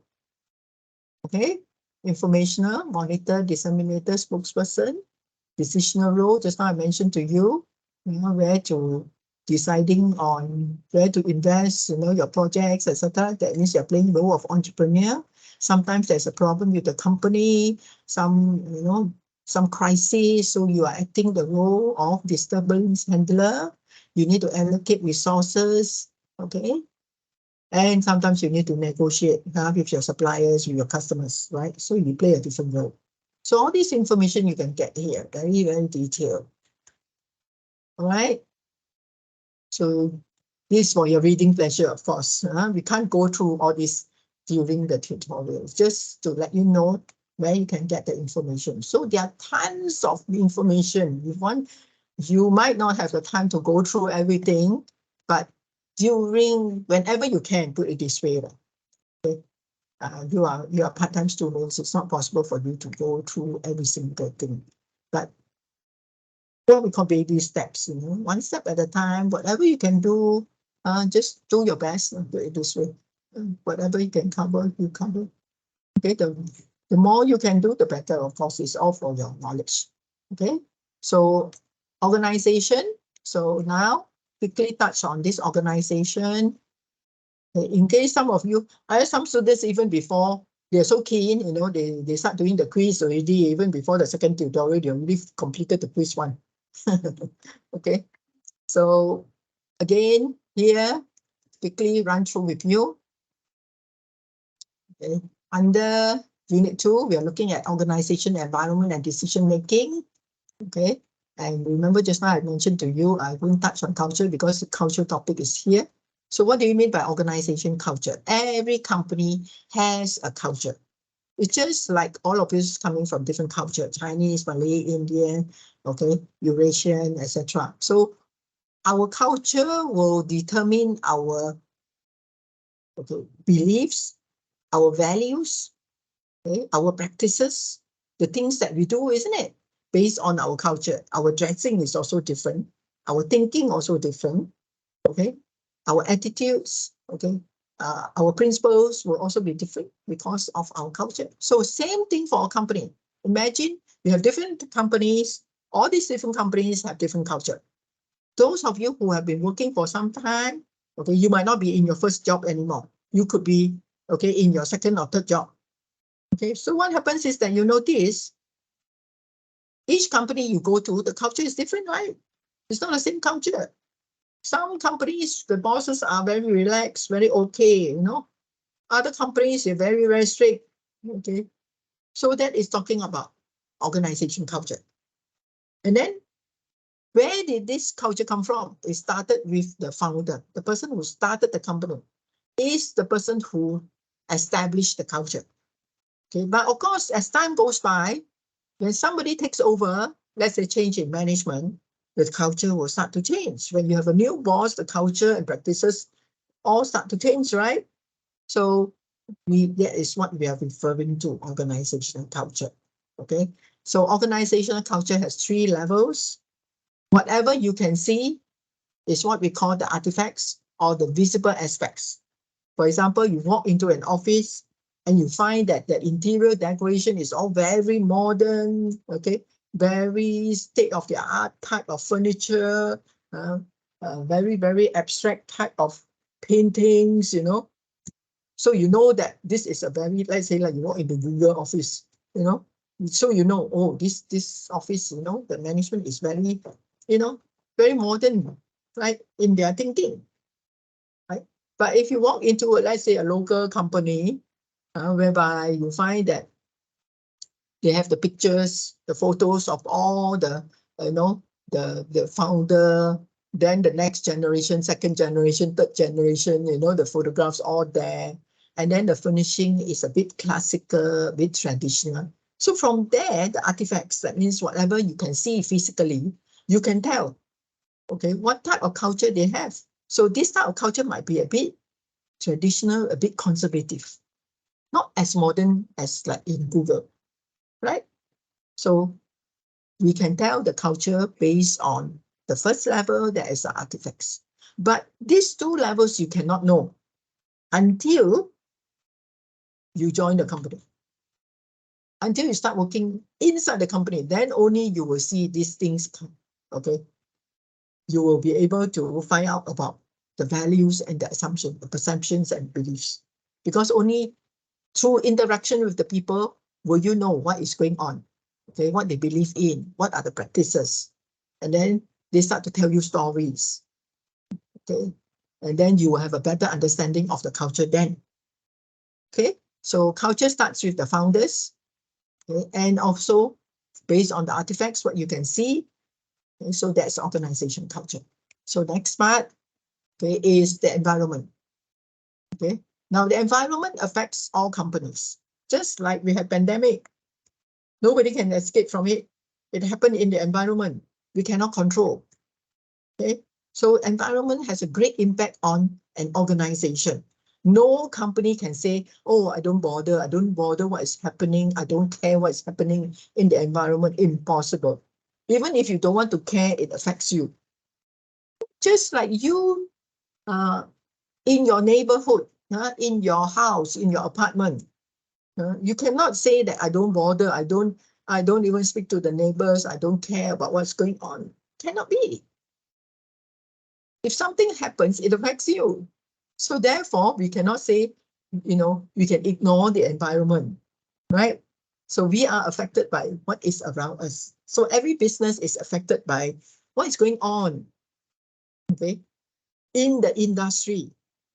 So you need to be aware of your competitors, okay? And in the environment, you will have many other parties, the public, your suppliers, your competitors. And as part of the internal environment, you have your employees. So we divide into internal and external. So external will be competition, the task environment. Okay, so we have one theory that is called, the model is called 5 forces, okay, analysis, 5 forces analysis, okay, Michael Porter's 5 forces analysis. So this is one model. And according to Michael Porter, who's a Harvard professor, he's still alive, okay, he says that the extent of competition, if you want to understand the extent of competition, okay, there are 5 things that will affect how serious is the competition. One is threat of entry. So if you want to know whether competition is very serious, look at the threat of entry. That means, do you face a threat of new companies coming in? Threat of entry. Do you have that problem? Okay. If it is very easy for new companies to come into the market, then of course you have a problem. But if your company invested in a lot of advanced technology, then it's not so easy for another company to come in because there's a high degree of investment involved. So because of the high degree of investment, not any company can easily come in. So then in this case, the threat of entry from new companies will be very, very minimal. But if you are selling nasi lemak, okay, then the threat of entry is of course very great. If you're selling nasi lemak in the market, anytime, any day, you can have another person selling nasi lemak coming in. So the threat of entry into your market is very, very high because, okay, I don't even need to know how to make nasi lemak to sell nasi lemak. I can just go and get, okay, from the makcik in the kampung, and I can take all the nasi lemak to the market, set up a store there, and I can start selling. I don't even take the market. Nowadays you can see even by the roadside, right? In front of the school somewhere. See, so the competition is very high. If you sell something very basic, very simple, competition is very high. So what happens? You notice, even though they sell nasi lemak, sometimes they have some additional, isn't it? They have additional dishes. So that is to add value to their product, because the basic one everybody sells. But if you can add value by giving something different, something extra, then you find that you can start to sell at a higher price. So this is how you overcome the competition. All right. So competition is also affected by bargaining power of buyers. If there are many suppliers there, if there are many sellers, the bargaining power of the buyers, that means the customers, very, very high because they have a lot of choice. Vice versa, if there are very few sellers, okay, the bargaining power of the buyers become very limited because they have no choice but to buy from the 2 available suppliers in the market. Okay, so this is just common sense. You can figure out, like, it's not difficult, right? Bargaining power of suppliers. If there are a lot of suppliers, the bargaining power of suppliers will be less. If there's only one, okay, can you tell me which type of industry, which type of business that you know, which type of industry, okay, or you can name the company as well, okay, whereby there's only one. There's only one supplier in the market. You can't buy from anybody else. You have to get from this supplier. Can anyone tell me? This is what we call monopoly.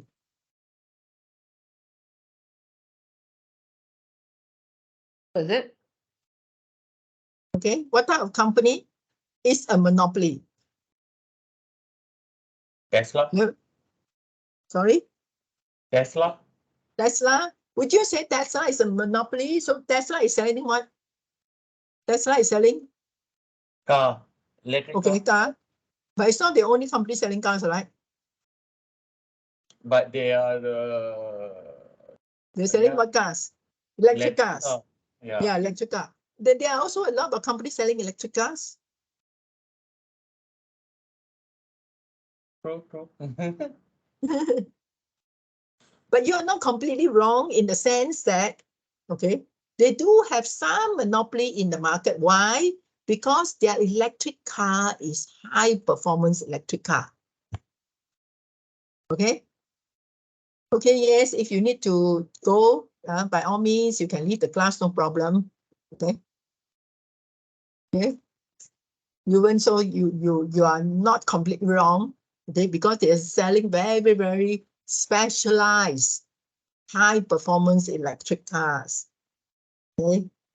And because they have this technology with regards to their battery technology that makes the car being able to run for a long time without charging. And that is also part of the reason why Chinese government, okay, do you know that there's a Tesla in China? They have set up a factory in China, outskirts of Shanghai, huge factory. And one of the reasons why Chinese government normally, if you want to do business in China and set up a factory there, you have to enter into a joint venture with local company. But in the case of Tesla, okay, the Chinese government has given them many incentives to set up a factory in, okay, China itself. Why? Because of their technology. So Chinese government want to tap into the technology that Tesla have. Okay, so that's why they allow Tesla to actually, okay, set up the factory there without actually having to go into joint venture with local companies. Okay, so I think this is general knowledge information now. Okay. So Tesla does have a kind of monopoly in relation to high performance electric car, because the electric car is not just the one that is saving fuel, going very slow, not very high speed type of electric car. Theirs is high performance, like 0 and 60 in how many seconds, that type of, electric car. And of course, the price of the car, I think in Malaysia, it's about how much? 200, 300,000, right? Okay. Yeah, around that. Yeah, yes. Okay, so anybody can tell me what company has monopoly in? How about Grab in Malaysia? I think Grab is the only one, right? In Malaysia. Is that monopoly? Well, there are other e-hailing companies. There are others, although we use Grab very often, but there are other companies, right? You have the AirAsia. You also have a few others. Okay, the other day, my students mentioned to me, Grab is expensive, so we can use this and that. There are a few others, but maybe they're not as popular as Grab, but there are others. Okay, so Grab is not the only one. There is one particular company that supplies something to the market, and all of us have no choice, okay, because that is the only supplier. Anyone can tell me or not? Anyone? The Sugar King. Sugar is not the only, that company is not the only company selling sugar, right? Do we only buy from one sugar company? There are so many brands. You have MSM, right? No, I mean like the main guy lah. No. He's the one who supplies Yes, to other. yes. Right. If that company can be the leader, can be the market leader, that means, okay, the sales is the highest, the market share is the highest, but it's not monopoly in the sense that not everyone is buying from that company alone. Okay, monopoly means Got you. it is the only supplier. It is the only company that provides that product or service in the market. That's the meaning of monopoly. DNB, DNB, Oh, DNB. hooray, hooray. Okay, yes. Water supply also. All the utilities, you notice or not, utilities, because all controlled by government, right? So we have no choice, isn't it? You go to TNB, you say, wow, the tariff is so high, I don't want to buy from you. They say, okay, fine, no problem. Tomorrow you'll be in darkness. Tonight itself, you'll be in darkness. Okay, and then you can live with nature, use candlelight, right? Yes, water supply, yes, PBA, only one supplier, isn't it? So whatever price they charge, okay, you have no choice. So therefore, in the case of suppliers, bargaining power of suppliers is greatest when it is a monopoly, when it's the only one. Okay. And I still hear TNB saying they're not making profit. I thought to myself, how can TNB not be making profit? It has zero competition. Right? How can it be not how can it not be making profit? It's ridiculous. It's absurd. Okay. Substitute. Oh, okay. So same thing in the case of TNB, no substitute, because it's the monopoly. There's no other company that can replace it. Okay. And competition, intensity of rivalry. Now, when there's competition, sometimes the competition is very mild. The competition is not intense. If you look at, let's say, tourism industry, you notice or not, whenever you go travel, especially to Malaysia, or even you travel overseas, when you go to the tourist area, then you have the, let's say, the shopping street, and then you want to buy souvenirs. What do you notice? Is there only one souvenir shop? No, right? When you want to go and buy souvenirs, you go to the street, the main street, where they sell all the souvenirs, where all the places of interest, let's say. You have many, isn't it? So what does that mean? You have many suppliers.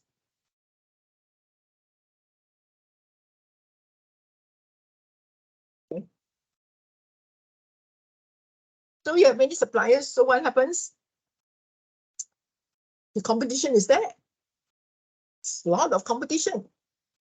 But why is it that all of them can survive, no problem? All of them still doing healthy business. So this is talking about intensity. How serious is the rivalry? How seriously are they fighting with each other? So in this case, okay, they are not fighting with each other. They say, fine, okay, let's exist in harmony. Okay, all of us can sell the same thing, exactly the same thing. T-shirts, souvenir, keychain, etc., all exactly 100% the same. You walk into one shop, okay, the things exactly the same thing you can buy from the next shop, the next shop, the next shop. So because they already all have, you can say, come to an agreement on maybe the price. Okay. T-shirt, 15 ringgit. Every shop you go also 15 ringgit. Keychain, 3 for 10 ringgit. All the shops you go 3 for 10 ringgit. So in this case, the intensity of rivalry is very, very low. So in this type of market, everybody can cari makan. Everybody can survive. Okay? So if you are one of these companies, then you don't have to worry. You don't have to worry about the competition because everybody is able to operate in the market without killing each other off. There's enough for everyone. Okay, so that's talking about competition. Now, the last part I want to talk about is actually about the general environment, PES. Those of you who have done other courses like Principles of Marketing, you would also have come across this. So we normally refer to this as the PES environment. Why PES? P, this one they put here macroeconomic, but normally we put there economic. So P, E, S, T, PES environment. But of course, now we add in demographic forces. So in other words, what can affect a company's business? What can affect your company's business? Government, of course, we know, change in government, change in the laws, so political and legal. Government, law, they're not the same thing, but of course, the law follows the government. So when there's a change in the government, the laws will also change. The economy, of course, we know, our Malaysian economy is also not that great. You can see from our currency. If you want to go for a holiday, okay, you find that our currency is very, very weak.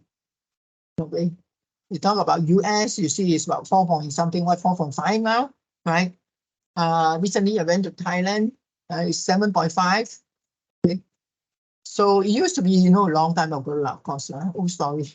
Even last year it was around 8. I remember going once during last year, it was 8. Okay, so but somehow it's around this region, fluctuating, but at least it's not dropping further and further. Who knows? Okay. And so therefore, when the currency is weak, you have the pros and cons. When we travel, there's no advantage for us because we are buying. But if we are selling, there's advantage. That means if we are exporting products, it becomes cheaper for other companies in other countries to buy from us because their currency is strong. They can get more value from their currency when they buy from us because our currency is weak. So in that sense, you have the benefit of more exports. Okay, but when we want to import, then we have a problem because it costs more. You see now? So that is how the economy can affect. Interest rate, inflation, employment, all this is under economic factor. Okay, demographic is to do with population, changes in population. Okay, social cultural is to do with our society, changes in our, taste, our, practices, okay, our lifestyle. So this is social cultural. For example, people becoming more health conscious. So you see more organic food shops coming up. Okay, more organic food being sold in the supermarket. More fitness centers, because people are more health conscious, right?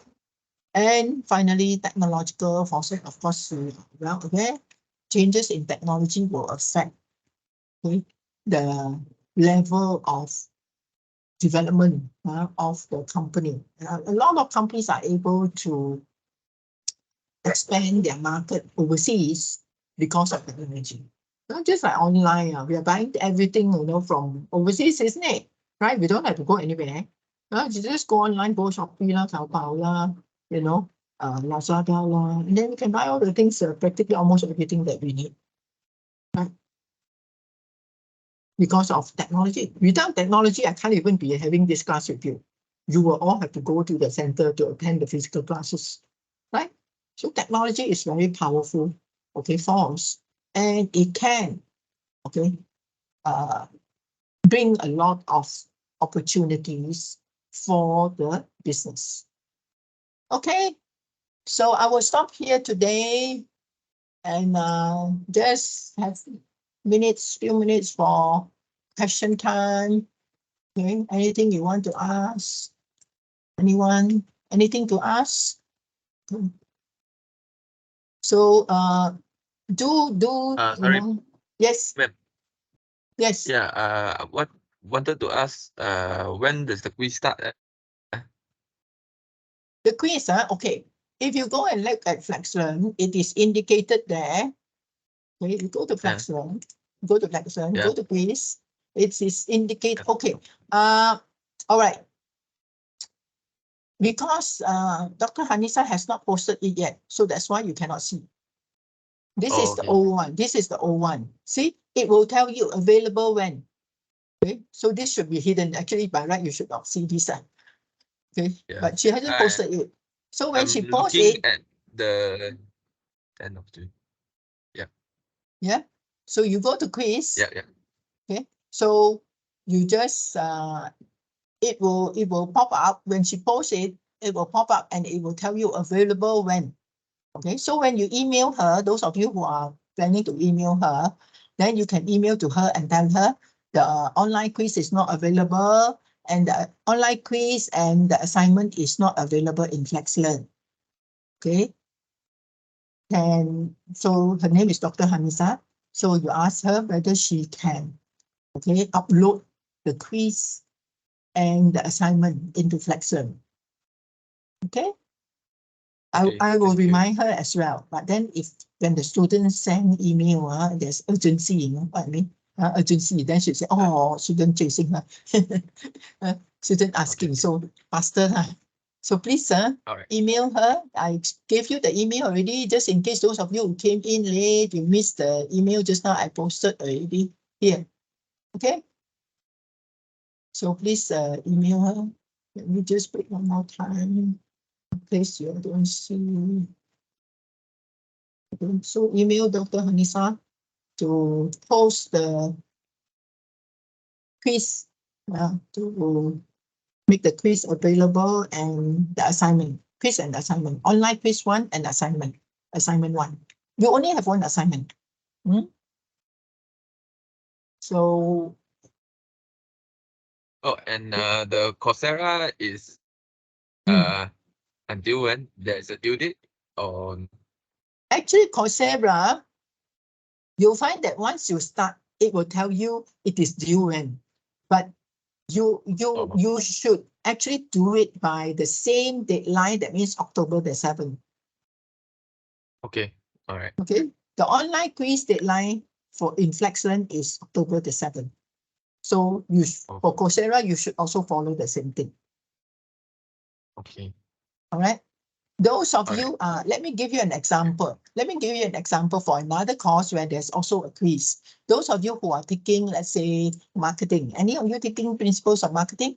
Now you find that Yes, this, yes. So this particular course lead, Miss Lillian, she has already posted, I believe, let me see.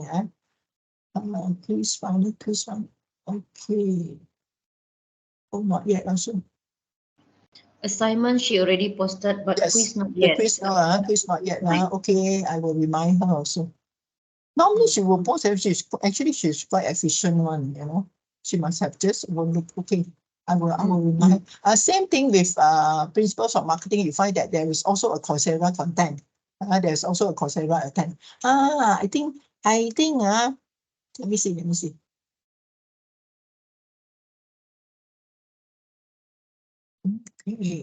Okay, now. Okay, so I think in for principles of marketing, there's no quiz from FlexLearn.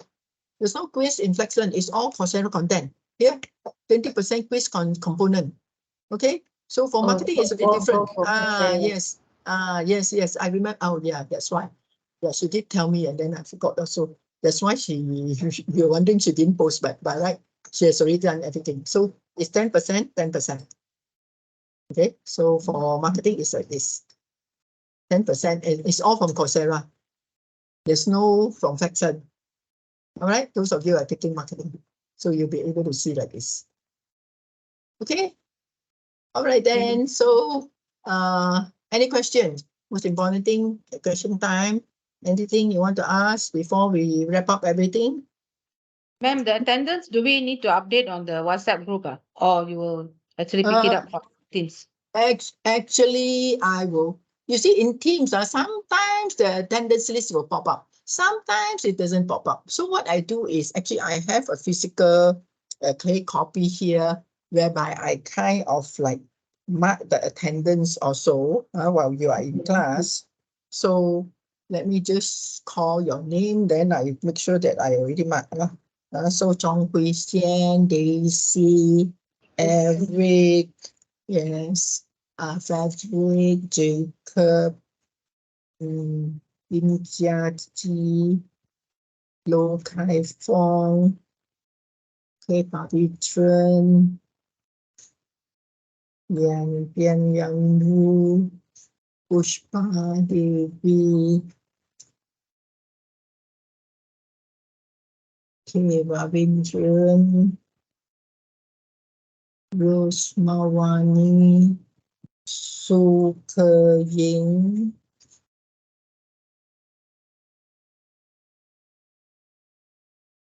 Sukeying, I don't see your name on my list. Never mind. Sumati, Tu Fong Xin, Yuven. Okay, so I got all of you in already. So, right. But anyway, by the way, attendance is not compulsory. It will not affect your marks. But of course, we highly encourage you to attend. I'm sure you know, if you have somebody kind of explaining to you, it improves your understanding, isn't it? Right? Yes, correct. Yes, because sometimes I find students, I have students whereby 3 tutorials also I never see their face, you know. I never even get a chance to say hello to them, you know. But I feel that, you know, it's important. Okay, if you cannot make it, fine. You're working and all that. But make sure you review the recording. Very important. Before you do your assignment, please, please, please, please, go and review the recording. Go through what I explained before you start your assignment. I find that those students who do not review the recording, they get the, you know, they write the wrong things. Okay, when I check back, why is this student not answering the question properly? Then I go and check back, and I noticed that, oh, the student didn't attend tutorial or something like that. You see? So, and I can also see whether in let's say in Microsoft, okay, the account itself, I can also even know whether you look at the recording or not. Okay, so I find that those who didn't refer to the recording, they tend to give the wrong answers. Recording will be in Teams after I finish. After we finish this class, you go back in Teams, you can find the recording there. Okay, okay. Just let me show you. Just let me show you where you can find the recording. Now, this, for example, you go to this page, you can see, isn't it? You go to Files. Okay, you go to Files, and then it will pop up. It will pop up here, but because now it's empty, because the recording is not over yet. So you will find it here. Okay, so you just have to go to Files, go to the front page, go back to Teams, go to Files, and then you can find it. All right. Okay. Okay, so all right. So welcome, no problem. Okay. So any other question? No more? Everyone happy? Everyone okay? All right. So make sure those of you who haven't joined WhatsApp, please join the WhatsApp group. Link is given here. Okay. It's also given in FlexLearn under discussion with tutor. Okay, the link is there. The link is also here. So you can join straight away if you haven't joined. All right. So if you do not have any questions, we will call it a day.